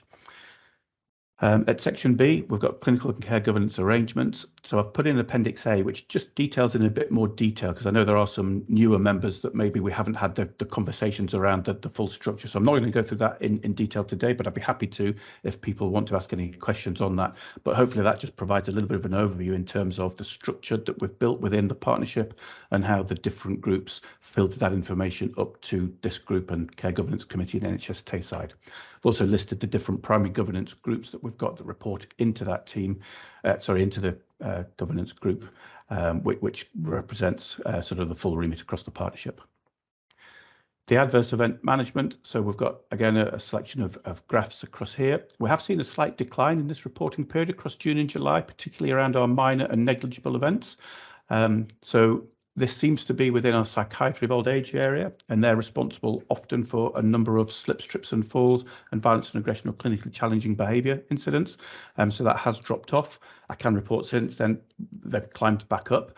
And that's just really in relation to the type of clients that we've got within the inpatient areas. Sometimes we'll have people that will be responsible for lots of those incidents, sometimes not. So we've just gone through a period where there've been less people reporting. Where there have been less incidents and less need to report those. I'm jumping down to C6, slips, trips and falls. So we report this each time and it's consistently our highest reporter. And I've put a little pie chart in there, just looking at adverse events with harm and without harm. And 21% of the people that have fallen have had some form of harm. So these are inpatients that have fallen. So we had a look at that just to satisfy ourselves about the levels of harm and what we were doing in and around that. So all of the usual work is done around the post-fall debrief and the work that is done to make sure that all of the appropriate measures were in place prior to people falling. But also the levels of harm remain low. And while I'm not accepting that that's okay, we're not having to transfer people, for example, to A&E or to an orthopaedic ward where they've had a significant fracture. So it's often bruising, skin flaps or a level of discomfort. And in this reporting period, certainly nothing serious. So while 21% is high and too high, there's some comfort that they're relatively minor impacts on the individuals that are falling. The medication adverse events at C7, we're continuing to monitor these. The numbers are low for the numbers of medications that we administer, but they're still there, 31 within this reporting period. And it's still something that we want to fully understand and we want to stay fully on top of. The table that's there, that's got no data in the table because most of the figures were 1. So people might have been able to identify individuals there. So you can see I've left that table in, and that's really just to demonstrate how many different service areas are reporting medication adverse events and the different range of subcategories that we've got.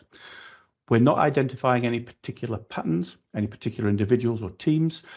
So I guess we're looking at sort of a lot of the time human error, or in a lot of these instances, it's where we'll identify something might have happened, but we catch it. So it's almost a near miss, or it's identifying that the process haven't worked in a different part of the system, but we've identified that and reported that. But that would come through the Dundee Partnership.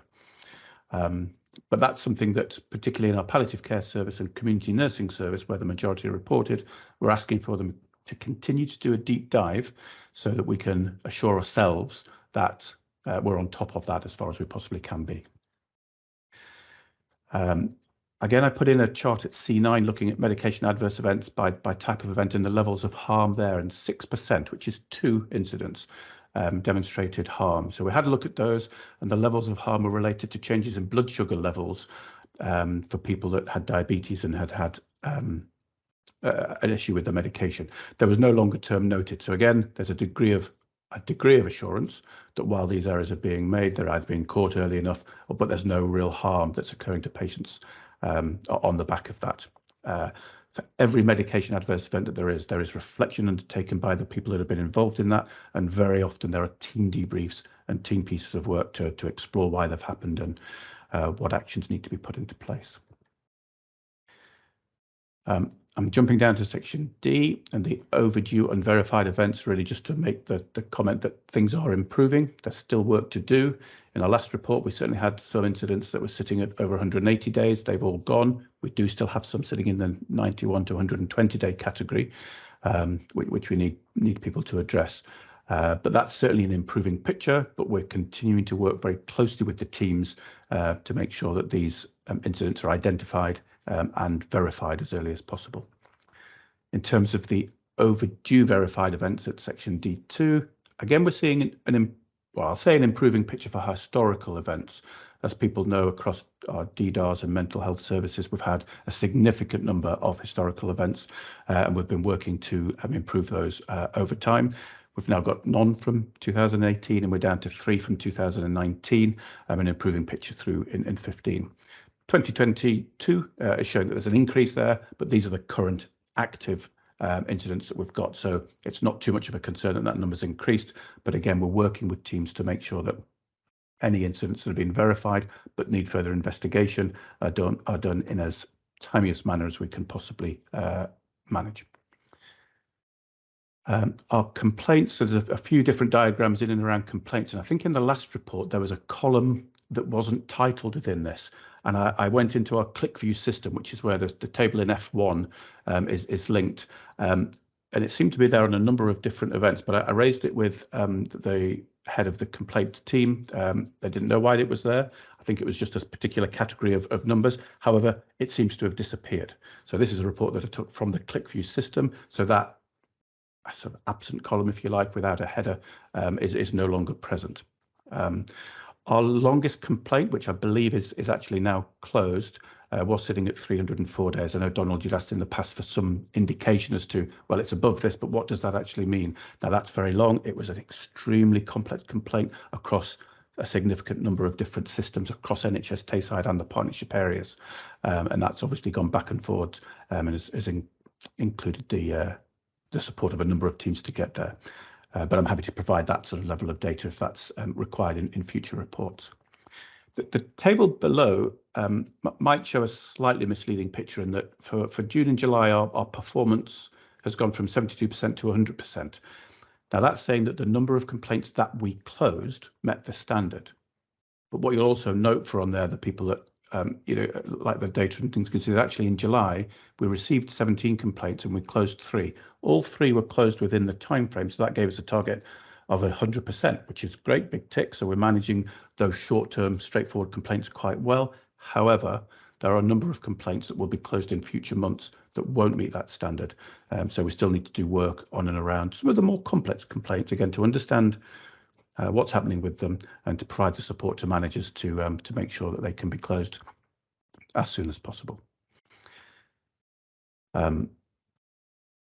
I'm down at section H in mental health. So particularly around staffing mental health, I've identified sort of a number of areas where they're struggling at the moment. So they've got a substantive consultant post in the Tayside Eating Disorders team, and there were no applicants for that post. So they're having to go and seek alternative ways of covering that work. There continue to be shortages across the nursing workforce in the crisis resolution and home treatment team, and having to work in collaboration with community mental health colleagues to support that at this time. And they certainly identify that recruiting social care staff internally and externally continues to be a challenge. The Director of Psychology post has now gone through into the 3rd round of recruitment. And this time they're advertising a director and a deputy director at the same time, so they can try and get some leadership into there. We do have our clinical lead, Linda Graham, Dr. Linda Graham, who's stepping up into that role. So there is leadership there, but Linda's doing that alongside her day job at the moment as well. There's a small part in there about medication-assisted treatment standards, and I know that was talked about right at the start of the meeting. So the team have a system in place for gathering that data. That data is due to be reported at the end of this month. So next time we should have some data that can come into the governance report, but I appreciate they'll report separately as well. And they've set up the national system for collecting the information. DAISY doesn't capture all of the information that they would require. So they're looking at other systems to gather that data as proposed by MIST, which will be locally updated as required. So I'll pause there. I'll be happy to take any questions alongside Diane. Okay, thank you, Matthew. I'm sure your report will have stimulated a lot of questions. I'll start with Donald, if I may. Yep, thank you, Pat. I guess just working backwards, firstly on the MAT standards, as you know, it's something that I've been asking for better visibility on through the IJB for some months. I'm pleased to get a bit more assurance around where we're going on that. I think it's important, I really just to emphasise that I do very much hope to see reporting on how we are performing against the standards at the next meeting, because we are now in live on that. So that was my first point. My second one, pleased to see that the 300+ day complaint has now been closed. I think you asked whether we want to continue seeing that information. Certainly I would like to continue to show within the report, what's the date of the oldest complaint. I find that a useful touchstone to get a sense of where we are. The final point, I suppose the more substantive one, is around the Dundee Drug and Alcohol Recovery Service. And you touched on the challenges around recruiting staff. I think that doesn't come as a surprise to us. I think we've known that for a while, but it's one of these things, it's almost self-fulfilling, isn't it, that the harder it is to recruit people, the more pressure you put on your existing people, who then get fed up and move on. And so it's almost a descending spiral. And so it suggests to me that we can't just keep doing the same thing, popping up an advert, getting no replies, or everyone withdrawing. So my question really is, what is our breakout strategy from this? How are we going to do things differently to move forward from here? And you mentioned the appointment of a senior manager. I suppose if I were working on the ground in DDARS, I might look at that and say, oh great, with no staff, so appoint another manager. How is that role going to help us move forward and get the people in place and appeal to the people? No one is going to come into DDARS for an easy life, and if people are backing out when they realise that it's going to be very hard work, they're probably the sort of people that wouldn't have wanted to stay anyway. So how do we instead get these posts to the visibility of those people, look at that and say, there's a problem there, I'm going to walk towards it, I want to help to solve that. So, what are we going to do differently? So these are my points. Thank you. Thanks, Diane. Oh, sorry. Sorry, no, I was going to let Diane, but come in, of course, Matthew, if you want to contribute to the response, Diane. Yeah, no, I think I'll pick this up, Pat. So probably just a couple of things. First of all, this report is prepared probably quite a bit in advance of this meeting, and we've had these discussions before. So actually just right at this particular point in time, in terms of nursing staff, the service is actually sitting in a position where if all those who've been offered posts go through, they'll be sitting with one vacancy in terms of nursing. So actually that position has improved. Part of the difficulty is that we quite often attract brand new members of staff who are coming out into their first post, and it's not unusual for staff in terms of nursing to continue to look around as they're progressing and to work through what it is that they want to do. So we will lose a few, and we're also losing staff in terms of retirement, moving to other areas where there isn't the same kind of pressures as there are in Dundee.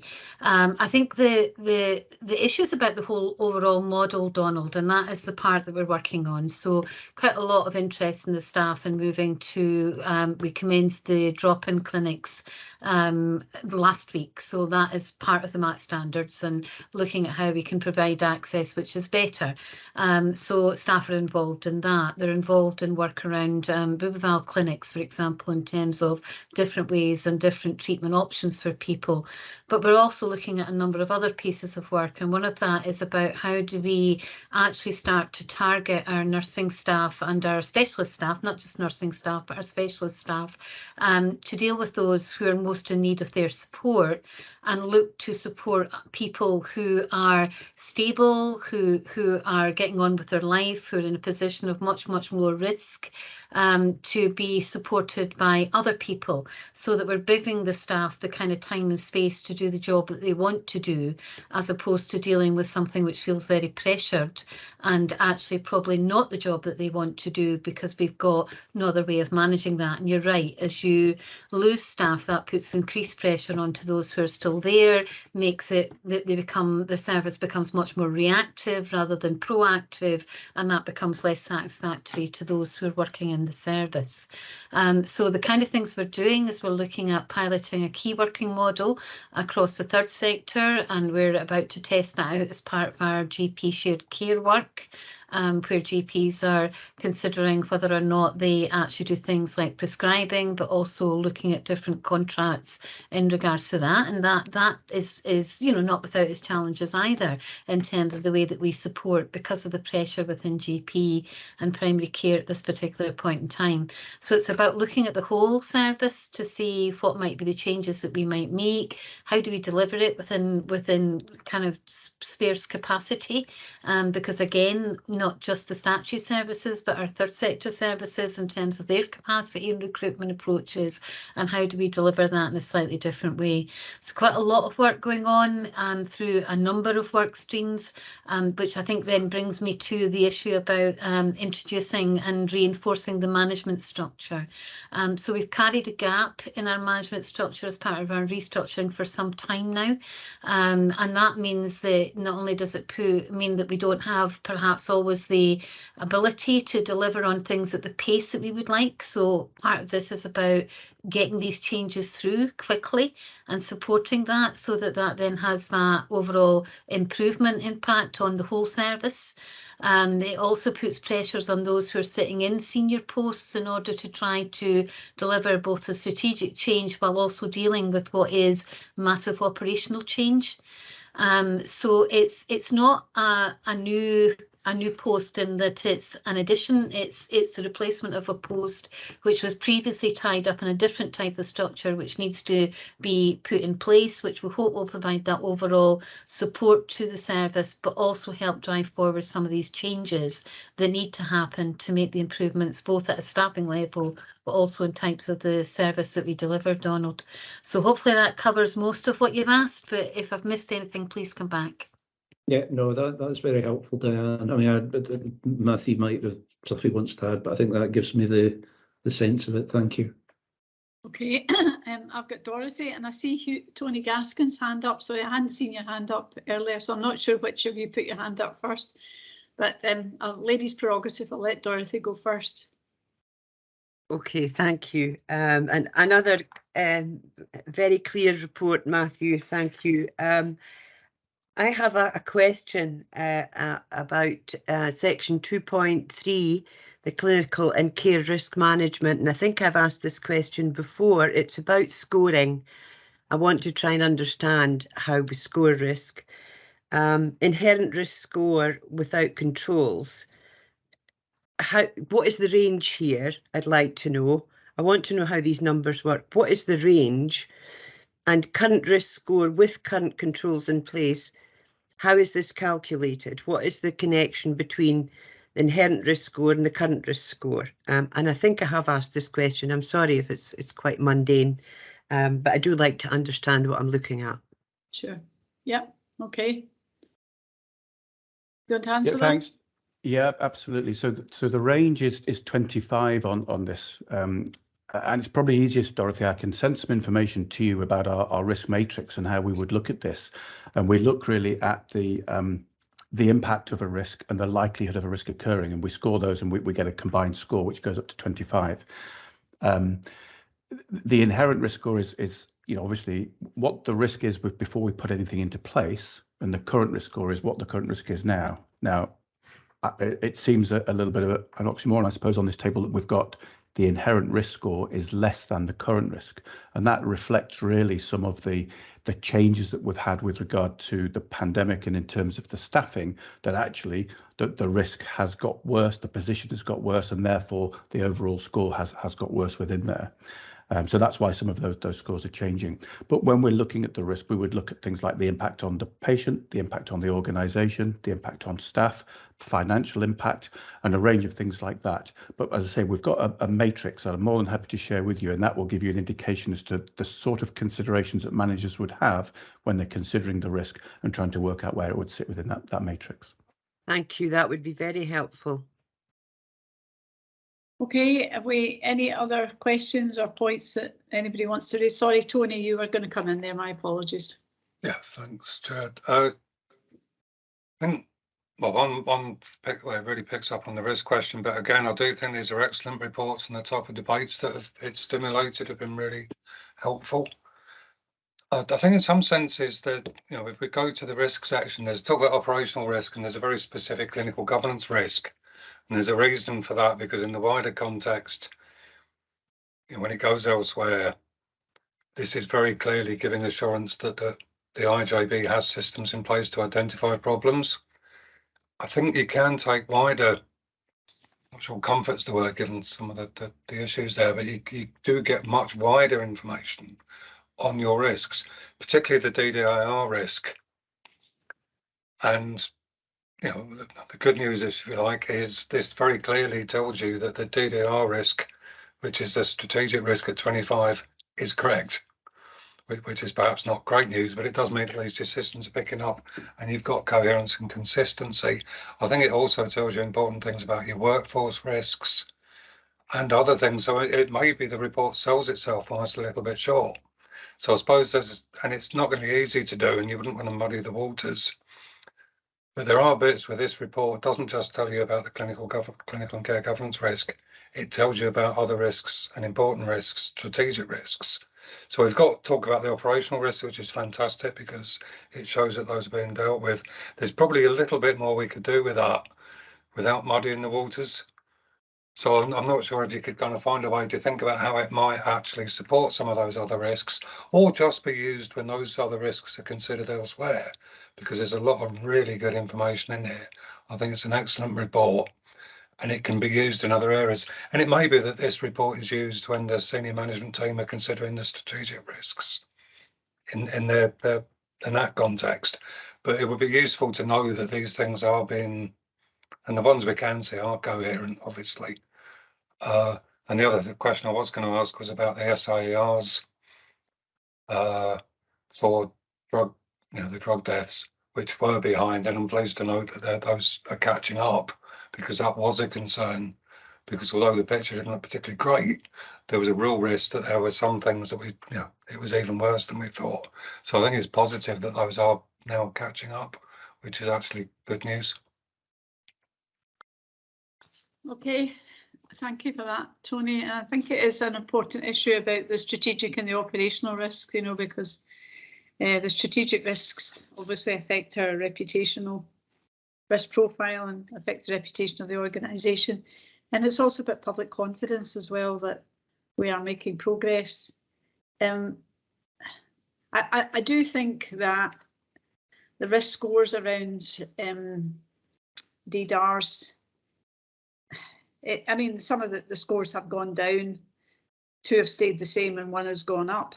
And the one that's gone up is the most worrying one, because irrespective of how a patient presents, the fact that the increasing demand is in excess of our resources is a concern for this committee, I think. And I think we need to ask the Health and Social Care Partnership what we're doing to get increased resources, because I know Diane's got a hand up. If I could just, I don't know whether this requires a standalone business case to the substance abuse. There's a minister, obviously, who is appointed specifically, and I know has been to Dundee and met the staff and applauded the good work that's going on. But I don't know whether we should be presenting ourselves as a very special case, given our rates are so much higher per 100,000 population than even places like Glasgow. So I would have thought that some kind of business case where we're talking about the inpatient rehab facilities and the additional service. The government obviously wants to demonstrate that it is helping us to tackle the problem. when you get these risk reports and the risks don't change much, and the one that goes up, the increasing patient demand, you begin to feel that we need to do something much more radical here. And I think we need to present ourselves as a more as a kind of model case where we've got the highest rates. So we need to say to the government, we've got the highest rates per head of population. We need a lot of money to create a new model of care, including inpatient rehab, if that's what we need. And I'm not sure what we need, but you know, it's been up for discussion. Then I think we need to present that. And I mean, let's be honest, right? If the East End of Glasgow can get 69 million for the East End of Glasgow hub, which includes mental health and old age psychiatry, we should be able to get 69 million for a state-of-the-art substance abuse treatment centre. And I, for one, and I won't be chairing this committee in the future, I move on to chair the IJB, and Ken Lynn will move on to chair this committee, but I would like it minuted that I feel as the chair that we need a business case to do something radically different, which will require a lot of investment. And I think the government would look favourably on it because they want to be able to demonstrate that they have helped us solve the problem, and that Scotland, you know, does not live in this shadow of drug-related deaths and drug addiction and all the issues that go with it. I mean, the physical health of these patients, which is very seldom ever discussed, is usually very, very poor. It's like the physical health of anybody with a mental health problem. It's always the last thing that people worry about. But actually, a lot of these people are very, very unwell, have multiple conditions, multiple problems, and mental health problems, physical problems. I think we need to look at other countries like Portugal that have solved these problems, and we need to come up with a business case for ambitious investment, not 5 million, 10 million or whatever bits of money here and there.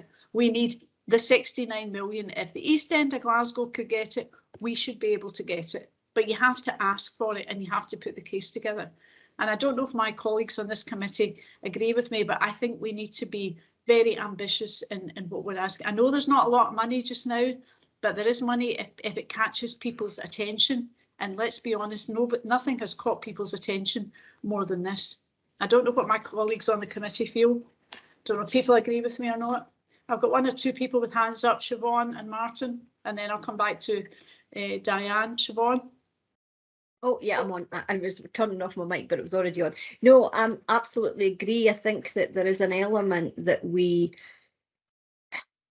what's working, what we're doing isn't working, and it's not working well enough, because it's such an uphill battle, that we really do need to start thinking about good practice across the board. Portugal's a great example of what we can do if we get our heads down and do it. I think that for me there is also an element of what's devolved, what's reserved, in terms of, if we think of even just the example of the safe consumption rooms, then for me, I think we do need to start thinking about it. If it's a public health issue, which this is, then we need to start thinking about pushing the boundaries of what we can do in terms of that as well. I absolutely agree. I think that we need to be much more communicative with the Scottish Government, much more, I suppose, collaborative, in the sense that we're all working from the same page here. Politics aside, we're all working from the same page. We need to kind of start this process and build on actually the great work that's beginning to be done. But it needs to work more intensely. It needs to work at a faster pace, and it does need that investment, not just financial investment, but investment in time, investment in skill, investment in staffing that we're obviously having issues with as well. There was one more point that I was going to say, and I've completely escaped my mind, but it was to agree with you on something, Pat, but I'll come back there. Okay, thanks, Siobhan. I've got Martin as well wishing to come in. Martin? Yep, just to say I totally agree with what you've just said, Siobhan and Pat. We need to think about the issue with the drugs and the other issues that surround that is such a massive thing that's affecting Dundee in ways that you travel 20 miles, 30 miles to Perth, and you don't see anything like what you're seeing here in Dundee, and we are a unique case in that respect. And the idea that if the East End can get 69 million, why can't we? I totally agree with you. We need to. I think one of the problems we have got is we can't recruit. We're having struggles in recruiting. We're having struggles with the facilities that we have, i.e. Constitution House, which is another element of that sort of work. We really need to sit down, either as a board or as a separate subsection of the board, to look at a business case. The state of Scottish Government, we need 100 million to build 2 new facilities, one to deal with inpatient, one to deal with outpatient, here and here, and this is what we need in terms of staffing, this is what we need in terms of resources. Let's do it, because I think we really do need to. We are failing the people of Dundee, and we are failing them badly, and it's something which I've dealt with in the past. I've dealt with substance misuse issues with people in the past, and trust me, it's not going to take a big, it's not big issues that we need to deal with. It's the small issues that we need to deal with that will end up resolving the bigger issues. It's the small things that then build on the big things, and that's something we need to make people aware of. And I think one of the issues that's been raised about the negative media impression on DDARs and everything else, that's something that we really do need to have a dedicated setup to look at how we we had a group previously to look at the publicity of the board and the board's work. I think we really need to re-establish that. I need to think we really need to get on top of our communications and top of our media presence, and we should be proactively attacking the issues in the press to say to them, yeah, you're attacking us, but we actually are doing stuff in the background that is helping, and this is what we want to do, this is how we're going to do it, and get people to be aware that we actually are doing something proactive and supportive, and as well to say to the Scottish Government, give us some money because we really need it.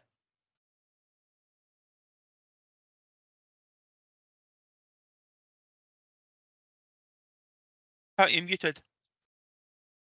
I said, I absolutely agree with everything you've said, Martin, but you need to put a business case together. You need to sell to them what is it you're going to deliver for the 69 million or whatever it is. You know, you need to sell that to them. I think they're well disposed, but I'll let Diane come in at this point.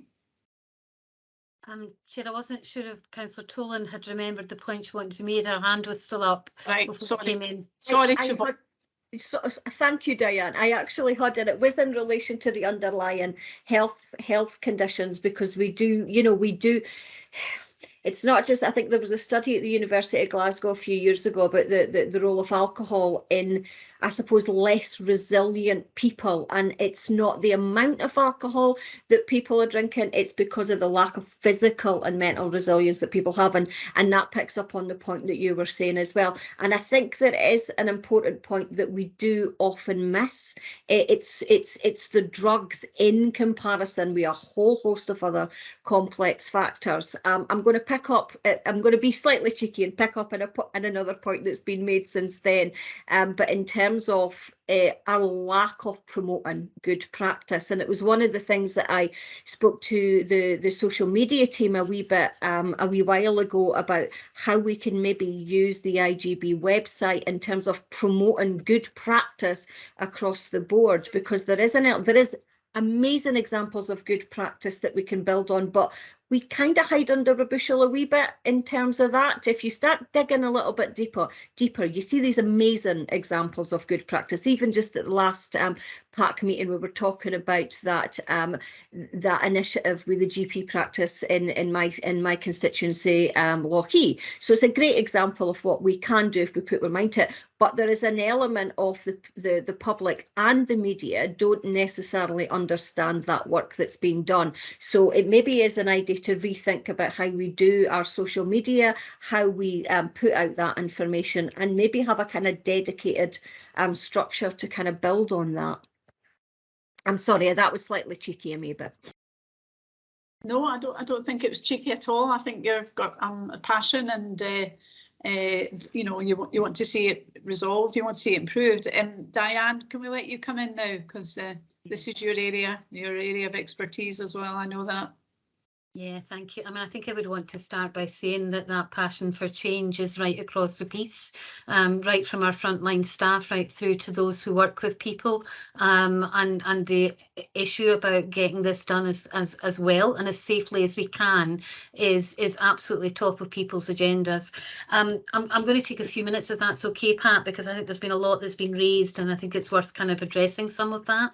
I think first of all, the issue around substance use in Dundee doesn't just sit with the Health and Social Care Partnership. It's very much a Dundee Partnership issue. So it's right from health, it's right through to childhood trauma, to the kind of issues around poverty, the kind of factors that Matthew were talking about, which affect Dundee people, which includes generations of people who have used substances and see that as a way out.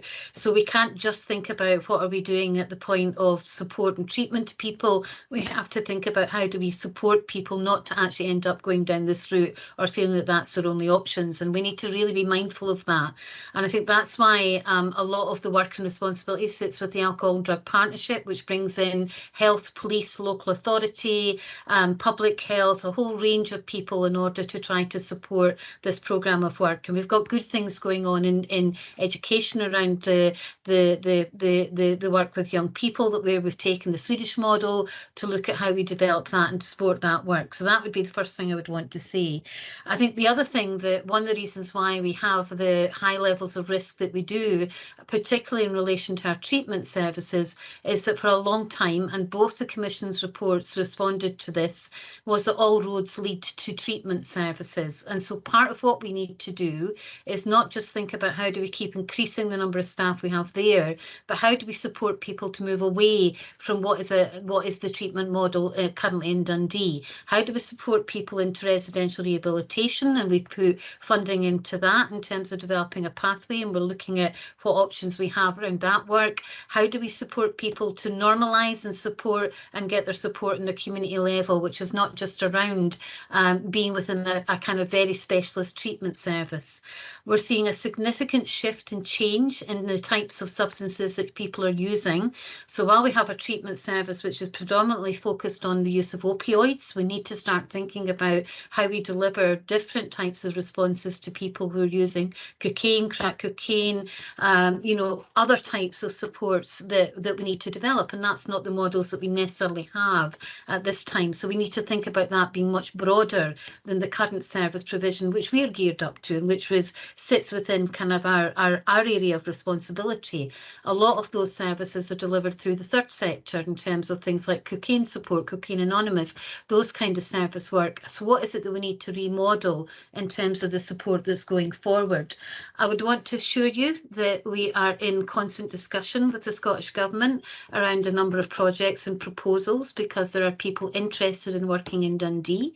That would require additional funding. So we're in constant discussion with the Scottish Government around that. So we're not sitting back and just allowing things to move on. We're absolutely proactively meeting in discussion with others and responding to approaches that might be made to us about different models that are potential around the services. And those require on making sure they fit in with the kind of strategy, making sure that as a city we would be able to deliver some of those. They're not things that I'm able to necessarily discuss because it's others that are coming to us and it's not our information as such, but absolutely engaged with the Scottish Government and with our politicians around looking at how can we continue to support Dundee in the most innovative and forward-thinking ways that we can. So we are doing that. You've mentioned a business case. One of the things that we're currently doing is reviewing our strategic plan for the ADP. So again, that will look at that full gambit, including alcohol need. So not just substance in terms of drugs, which has been predominant focus in Dundee in terms of how it's being reported publicly because of the issues around the Dundee Drugs Commission, but also because that is where the national strategy is sitting in terms of high profile. We need to look at what we're doing in terms of alcohol and again get back to a much more high level profile in terms of our supports there, because we are seeing a significant increase in alcohol referrals as opposed to drug referrals, and to the point where we would be looking at probably 3 to 1 in terms of the ratio. Roughly 25% drugs, 75% alcohol, and that is a shifting profile for the city. So really needing to get back and consider where we are with that. New facilities would be wonderful, but we're talking years. If we get into building a business case and building new facilities, we're talking years in order to get those up and running. By the time we agree a model, look at where that would come.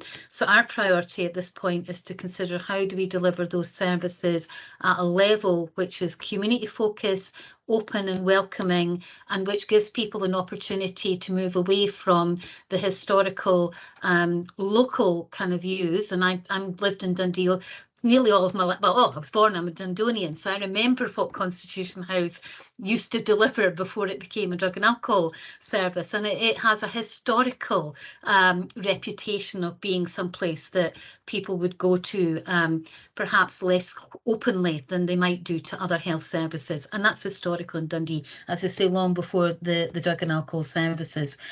So we are continuing to look at how we deliver those services differently, both in regards to the MAT standards, absolutely in terms of where might we and what will we deliver from away from Constitution House. And we're still driving towards something that we can do within the year that we were commissioned in terms of the Drugs Commission, but that won't allow us to move to a new build. That would have to be something much more ambitious and probably a 2 to 3 year model if that's where we were going. So this is the time to get the models of service delivery sorted out, to look at how we can actually support that in a more community-based and integrated and co-located way, while we consider what is it that we need to look at through our strategic plan. But I would want to show you there's a lot of conversations going on just now. Hopefully that'll help that. Yes, it does help. It helps enormously.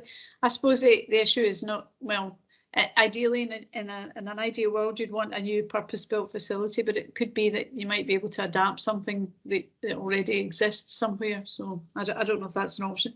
The only other point, if I may, as the chair, is the issue of when we talk about recruitment. I mean, it's a while since I've sat on a recruitment panel, but just out of interest, I looked at what a band 5 earns, and it's £2,254 a month before deductions, roughly £1,725 a month after deductions.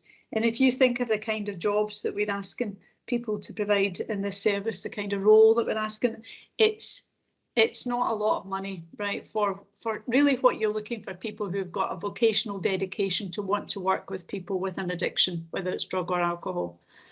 And I just wonder, Diane, is there an opportunity with additional investment to make these jobs, grade them at a higher level, so that we can say, well, you know, this is more attractive because you'll actually have a take-home pay of, you know, 2,200 as opposed to 1,700. I mean, that would, I think, influence your ability to recruit. And I don't know if you have the scope to do that, but that would seem to me to be an obvious thing. So if I can come back, Chair. Yeah, so the service has looked at and continues to look at how we offer opportunities for staff to continue to improve, both in regards to the grades and the options. So we do a lot of work around things like non-medical prescribing. We look at the breakdown of the kind of workforce which is there and how we do that. So we're really looking to have a lot more non-medical prescribers, which allows staff to then spread the kind of workload that they've got, but also deliver in a different way. You always need a combination of staff depending on the types of work and the types of services that people are doing. And we have had some conversations locally about whether or not there are other options that we might have in regards to that workforce. Whether we can just, well, you'll be aware, Pat, that obviously we work within the NHS T-Science agenda for change in terms of gradings, etc., in terms of what we were doing. So part of that would be about reviewing the job role if we were to go down that route, but looking to see what it is that we would need to do. So I guess I'm saying it might be limited in terms of just being able to offer additional funding for grades. It would be around the job role that you would continue to review to see what options there are for people in order to attract different grades of staff, but also to look at the roles that people undertake. Yeah, I mean, I think we really need to look at that. And Tony wants to come in. Just a final comment, Tony, before we move on. Just on that point, my latest understanding is that NHS Tayside is reviewing its agenda for change evaluation process and people have been told you can't change a comma on a job description at the moment. So Diane's options are somewhat limited, I'm afraid. Yeah. As indeed are some of the options for transformation that we need. It's not helpful, really. It's not particularly helpful factor for us to deal with at the moment. I don't know if a special case could be made for us. You know, we are special. You know, we have a special problem here. We are different. We have a unique dynamic in our city, and I think, you know, I don't want to be just, you know, pushed to the side because they're reviewing grades. They're reviewing grades across the board for everything, but we're not everything. We've got very specific problems here. But I do take your point. We operate within a system, but you know, I think it's one of these issues. You have to make the case for being an exception. Otherwise, if you just accept you're the same as everybody else, you get treated like everybody else. But if you can make a case that we are different and we need this not to apply to us. There are cases in the health service when things don't apply to certain people or certain groups of staff or certain services where we say, you know, we're going to exempt cancer services, or we're going to exempt palliative care, or we're going to accept, you know, we do that, and it's possible to do that. So I wouldn't give up the fight if I were you, Diane, and we are 100%, 150% behind you on that. It's a very emotive area, I know, and we've taken a long time to discuss it, but we're so grateful, Matthew, for the report, the detail, the understanding it gives us, the insight and the issues that this committee would like to promote to the IJB. So if we could reflect that in the minutes, Arlene, that there was very, very strong support and very strong feeling and a strong commitment to support Diane and others take this forward. Okay, we have to, I think it was reasonable assurance we were seeking here, Arlene, is that right? Keep me right? Yeah, that's correct. Are the committee happy with that? Okay, right, Donald's given me a thumbs up, so I'll move on with that. Thank you for that. So we've got the internal audit plan progress report, which I guess Dave is going to just talk us through. Yes, thanks, Pat. I'll be brief. So this one is our kind of regular update in terms of the development of the internal audit plan that the committee had previously signed off. So just kind of lets committee know where we are with various reports. Also includes any sort of kind of the partner reports that may be of note, and certainly the findings of those reports that may be of note. And as you can see there's one from NH&SCP side around the governance statement for 21-22, which gives us the assurance as a performance and audit committee that there's no concerns around NH&SCP side's governance arrangements. So that's kind of really helpful to get that. There was nothing of relevance from Dundee City Council to date, albeit there is a council scrutiny committee this afternoon, so anything from that would be reported to our next performance and audit committee. In terms of the substantive audits themselves, so kind of big page number 103, you can see we've got the audit follow-up and the governance action plan. So working out, so governance action plans later on the agenda, but Tony and his team are kind of assisting us with a bit of a review and a tidy up again. I know that's been kind of raised previously by PAC members has been something that we need to do. So that work's continuing. And we also have the viability of external providers. That report has now been issued. So I've now got that from Audit and currently reviewing that, and we'll be sharing that with colleagues for any further comment back to internal audit around that. We've also then got again a couple other substantive audits that will kind of happen later in this year. We have got the ongoing response, or kind of topical in terms of the Dundee Drugs Commission side of things. So again, Tony's team are continuing to advise and support in terms of governance around that. But we've also got the two substantive outstanding ones that have the planning is, or certainly one of them the planning has started, and that's around the staff resource or the workforce risk. Again, we've talked about that throughout this meeting as well.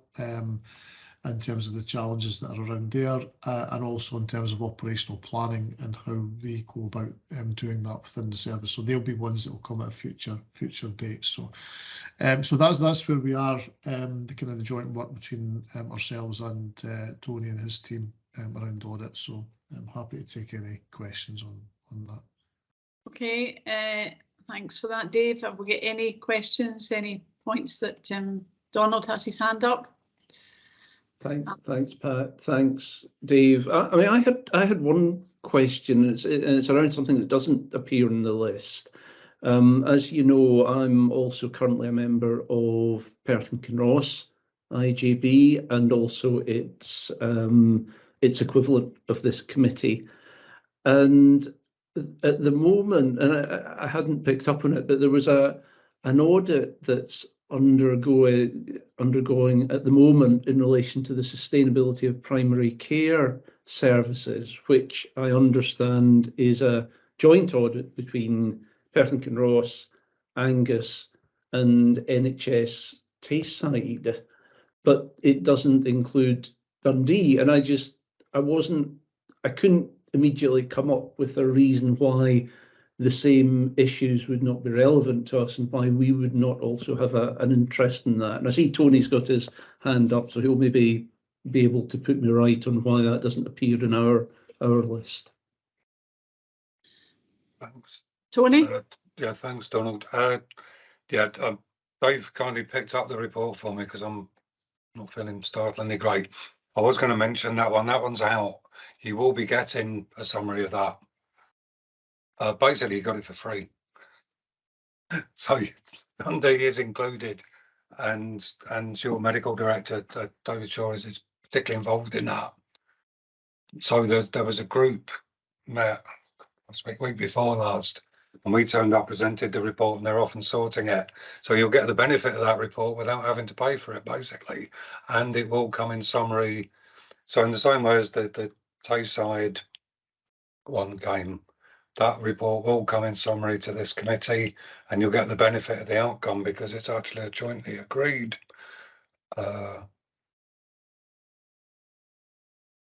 response, which includes Dundee, Perth, and indeed Angus, and indeed the Health Board.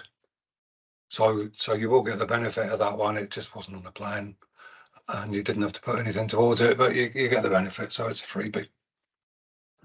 Okay, always happy to hear that. Yeah, thanks, Tony. Okay, thanks for that, Tony. Dave? Yeah, no, I was just going to kind of say that. I mean, it wasn't on our kind of official plan, if you like, which is why it's not reflected here. It is. I mean, the risks, etc., around primary care are kind of across the region, if you like, and we've got the risks in the risk register. So, the report, once we kind of see it, should kind of help us with those. So, thanks for the response, Tony. Okay, if there's no other questions on that, I think that audit plan is just for noting, Arlene, isn't it? Yeah, that's right. Okay, thank you for the audit plan, and we'll move on to the item 8, which is the care inspectorate gradings on the registered care homes for adults. And again, is that you, Dave, or is it somebody else from your team? It's Catherine, is it? I was going to say I'll pass that on to Catherine, and Diana will help her as well. So thank you. Okay, thanks, Catherine. Thanks, Pat. So I'll start off with a bit of a summary of some of the key points in the paper, and then I'm sure Diane, as her capacity as Chief Social Work Officer in particular, will want to make some comment as well.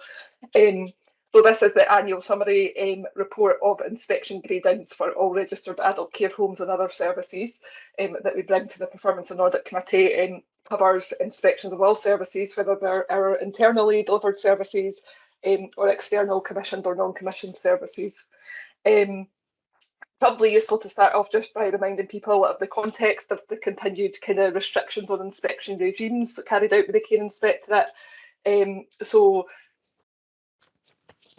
and the impact of COVID, There has been another year in which there's been a limited number of inspections, but it's particularly relevant, I think, to note that the inspections that have taken place have been intelligence and kind of risk-led. So those services that have been inspected during the last year are ones where the care inspectorate had reason to believe that there might be a concern or issue that it would want to take a further look at. And much of that intelligence and kind of information around risk actually comes from the care inspectorate's partnership with us at a local level. So often we are part of the process of the inspectorate deciding that there may be a reason to go and visit a service and carry out an inspection. The inspection regime has also continued to have a focus on the care and support provided during the pandemic, so aspects of that quality in question are around things related to infection and prevention control, PPE, and those aspects of service delivery, although this year they have picked up some focus on a wider quality indicator about support for people's wellbeing. So during the last year, there have been 32 inspections across 18 services, all of whom were external services, so none of our own partnership services were inspected. And whilst a small number of those received some good gradings and aspects of the delivery of their service of good or above, the majority did receive grades of 3, which is adequate in at least one aspect of the key questions being evaluated, and a third of services had at least one aspect that was graded at 2, which is weak. And I think that's reflected, in the fact that the care inspectorate also placed requirements on 10 of the 18 providers in relation to aspects of service where they expected improvement to be made by the provider, and obviously we would support that as a partnership in terms of our ongoing work through the social care contracts team and our operational partnerships with services to support that improvement work. Looking at the table at the bottom of page 108, table 1, I think that demonstrates that the pattern of gradings for this year has been broadly similar to the previous year, which was also affected by the pandemic context. So overall, I suppose what we suggest is that the overall pattern of performance this year really does reflect the fact that inspections continue to be risk-led and focused on those providers where there is reason to believe there may be concern, and with other providers not having been inspected during the year. That is, as I said before, informed by our local partnerships, particularly the work of the Care Home Oversight Group and the intelligence and information that is shared through that and which the Care Inspectorate are part of. And as outlined in the section at the end of the report at 4.3, we're continuing to work with the Care Inspectorate, not just to identify issues where there may be a need for support and for them to consider a scrutiny activity, but also in terms of support to providers to address the issues that are raised. And that often is reflected back into the clinical and care governance reports that are taken through the partnership process as well. Diane, is there anything you want to add in terms of your perspective? Apologies, turning my camera off instead of turning my mic on.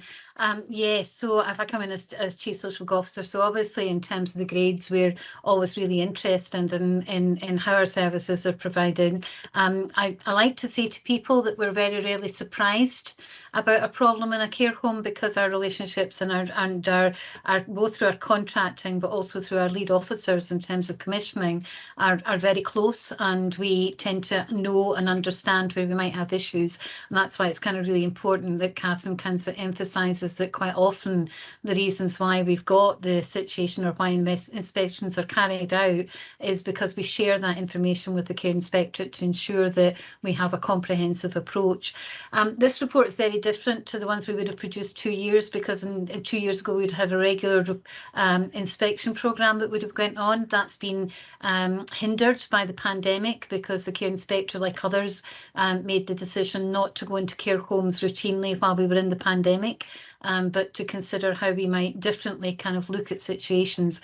And so probably what we've got is a slightly more negative report than we would normally bring, because where they did go in, it was where there may have been an issue that was identified, and so therefore went in for that purpose in order to consider what changes needed to happen, but equally to offer and build on the support which was offered to care homes who were really struggling, not just care homes but service providers, to understand and interpret what needed to happen during the pandemic. So you have the report in front of you. What I would say is that we use every opportunity that we have. So we'll consider things in terms of adult protection, and that's where your large scale investigations will come into play. But also we try to take a real kind of supportive approach. The care home team, for example, has a broad range of professionals which will support.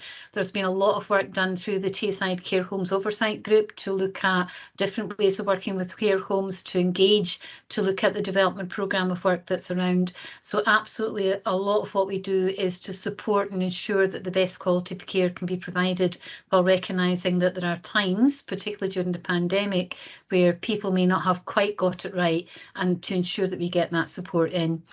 The other thing I would say, that while the care inspectorates do down their formal inspections, there were supportive visits to care homes that occurred during the pandemic, and that included social work staff, care inspectorate staff, health staff in terms of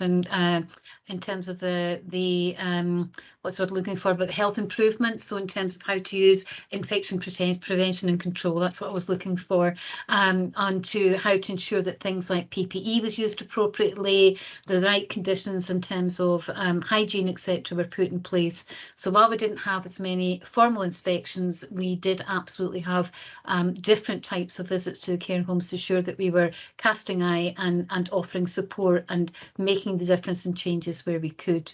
And the last thing, and Jenny's not here, but I'm sure she would have jumped in if she wasn't unwell today. One of our own care homes, because the care inspector are starting to reintroduce their programme of work again, and one of our own care homes, Turf House, recently was inspected and scored 5, so we're really delighted about that.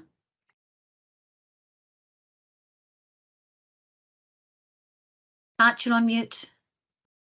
Any questions for anyone, for Diane on this? Any points, anything from the report that people, Siobhan? Yeah. Great report actually. The 4.2.1, and you might have already answered it, Diane, it's maybe a bit of a newbie question. It says no inspections were undertaken of services provided directly by the Dundee Health and Social Care Partnership. I'm assuming that is because there was no concerns, or is there another reason that there wasn't? There were no concerns across our services that indicated the care inspector needed to go in and look at them. Thank you. That's perfect. Thank you. Well, that's good news, isn't it? Yeah. Okay. Any other points anybody wishes to raise? No. This report is just for noting, Arlene, isn't it? It is, yes. Yeah. So we've noted the report. Okay. Thank you for that, Diane. Moving on now to the governance action plan, the progress report and update from. Is that you, Dave, or are you got someone? Yes, back to me again. I'll do this one myself this time. Yeah, the regular kind of update report in terms of the outstanding governance actions. You'll see the details in the appendix there, which is a direct lift from our Pentana system, which kind of gives us kind of up to date updates in terms of the particular actions and where they're at. So as you can see, they kind of start with the ones that are 100%. They'll now kind of disappear when we remove them from the next action plan to kind of avoid a sort of cluttered landscape there. And anything else that's then kind of progressed to 100% will be presented at the next group as well. A number of the actions that are outstanding are kind of linked to things like the integration scheme not quite being signed off yet by Scottish Government. So I think we've given an update to IGB previously that is the revised scheme has gone to Scottish Government. They did come back with some kind of minor amendments, more around just sort of tidying up. Missing full stops and things like that as well, but so nothing substantial there. It is being kind of redone and to be submitted again back to Scottish Government for ministerial sign off. So once that is now signed off, once it is signed off, we can confirm some of the other elements and sign these off as the outstanding issues, excuse me, on the governance action plan. So happy to leave it there, but obviously can open up for questions for anybody if there's anything particular anybody wants to pick up. Any points on the Donald has his hand up. Donald, would you like to comment? Thanks, Pat. It's just a quick one really on looking down through the plan, and we've got the transformation programme should be recorded in an overarching document, and that was originally targeted for August 2021. And now we're looking at December 2022. And I suppose the concern, and it's something we've spoken about in previous discussions around budget setting, that the more time you spend working in current state, the less money you have left to fund the transformation that you want to achieve. And I suppose I'm just concerned that it keeps pushing out. So, you know, what assurance can you give us as a committee that we are actually going to bring this forward by the end of the year, as opposed to then, you know, becoming something that slips back another year? Because all the time, by working in the old way, we're reducing the money available to help us to move to the new way. Yeah, no, thanks, Donna. That's a fair question. So a couple of things on that. So we did provide in the 5-year strategic, 5-year financial framework, an overview of the the elements that kind of are under the kind of transformation programme themselves. So that was back in I think June we presented that paper. But it doesn't give the kind of the overarching, you know, everything that you would need on that. The reason for moving to December is that's when we'll have our probably first kind of paper around the budget for 23-24 in terms of you know, what we can see from the very uncertain economic outlook and cost of living outlook, etc. What that might look like for an IGB. So, you know, we obviously updated things back in June. The world has moved on quite considerably since then, as you know. So, so the plan is that over the next couple of months, and this kind of goes in relation to how the IGB will use its reserves. We'll be kind of putting to the IGB a series of reports outlining how we can support that transformation, because I think one of the issues we've got is that we don't have the infrastructure often to support the changes that are necessary.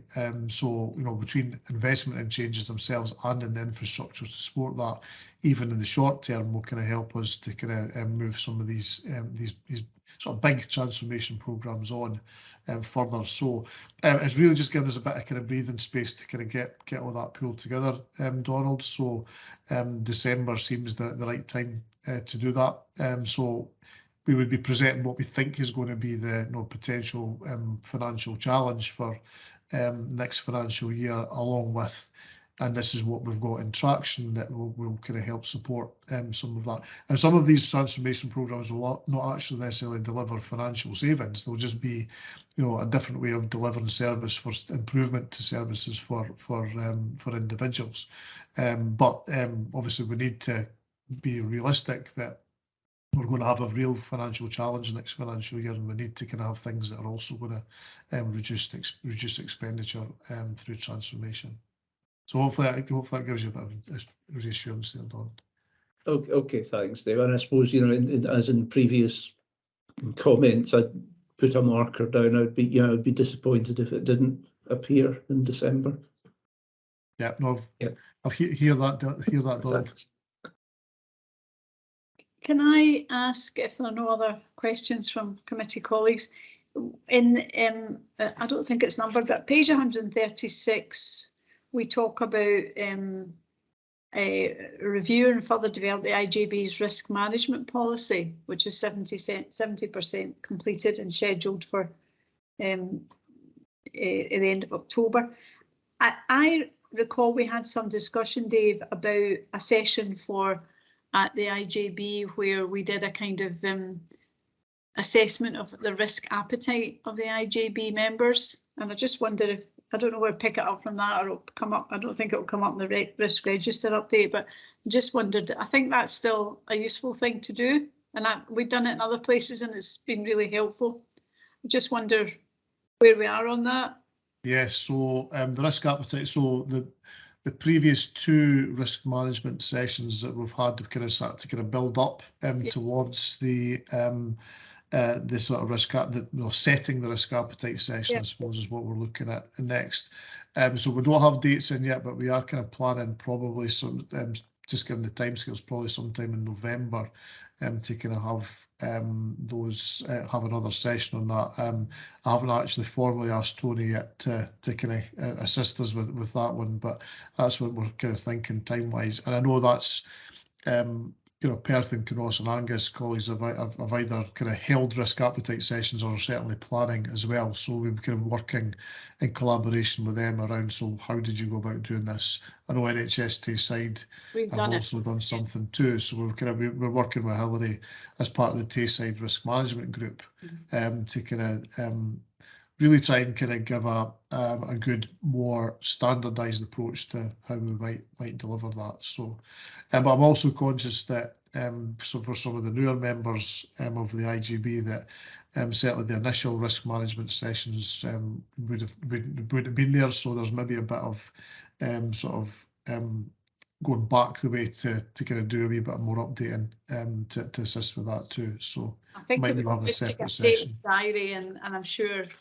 NHS Tayside or the other IG, I mean, they have a format. They just used our standard format for an afternoon facilitated session, and I think it worked really well, and I think it moved on our thinking as an organisation as well. So I think we'd like to see some progress on that.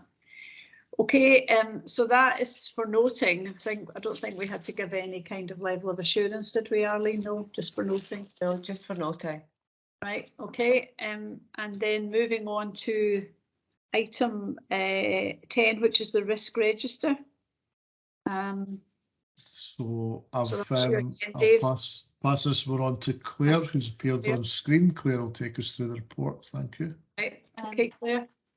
Good morning. Good morning. So the strategic risk register update, there's the extract from the risk register, and apologies, we've just noticed that we'd updated this after pre-agenda and mainly around the control factors, and some of those haven't come through in this latest one, so I'll talk to them. But it's a pretty static picture in terms of the risk register. The 3 highest remain the same as the previous update in July, and these are staff resource, clinical, Dundee Drug and Alcohol Recovery Service and the National Care Service. We've also archived risks recently and staff perception of integration, impact of EU withdrawals, stakeholders not included, consulted, and uncertainty around future service delivery models. And this is, some of these older risks where these similar effects are kind of being incorporated into newer risks. So, for example, the risks around uncertainty around future service delivery models, well, that's incorporated into the National Care Service risk. Also to note that the Pentana risk management system, we're enhancing that so that we'll be linking the risks with the performance indicators and with the strategic and commissioning plan, which will be on. So also we'll be able to link documents. So, for example, the workforce strategy, we could link that direct to that document from the workforce, the staff resource risk, so that when you have access to Pentana, you'll be able to see how the risks link, and we'll be able to provide that all the relevant information without duplication. And like we've just been talking about, we're also going to be revisiting the appetite following the recent development work as well, and the plan session that we'll have in November. So we'll be able to kind of provide you. So this is the extract from Pentana in the extract, and you can see that things remain the same. The yellow column shows you that actually everything has kind of remained relatively static. However, the viability of external providers, that's got a red in its column, and that's actually gone up. The risk has increased, and this is due to kind of like increase in energy prices, in addition to fuel costs for staff travel, etc. So that's kind of a a risk. So that is the extract from the risk register. Okay, thank you for that, Claire. Any comments or questions for Claire on the risk register? No. You're getting an easy time today, Claire. Okay, if there's no comments, no questions, I'm sorry this meeting has shot over the time allocated, but quite a rich discussion on a number of issues today, and I want to thank everybody for their contribution. Before we complete the meeting, that we had the attendance list. I don't know if anybody felt there was anything inaccurate in that. I'm just assuming we don't hear from anybody that they're happy with the attendance list, because that becomes part of the record of the meeting. So suffice to say, I'd like to thank you all for your contributions, your input. It was a very open meeting where we share things very openly, and I'm grateful for that. The date of the next meeting is Wednesday, the 23rd of November, when you'll have a new chair, and that's at 10 AM. And that might mean you get through it quicker. I don't know, but I've only been chairing this for a short time, but I have enjoyed it. And I will no longer be part of the committee, so I'll hand on to my colleague Ken Lynn, who takes over. And thank you everybody for their contribution and for your time and your input. Thank you. Okay. Thanks all. Bye. See ya. Thanks very much. Thank Bye. you.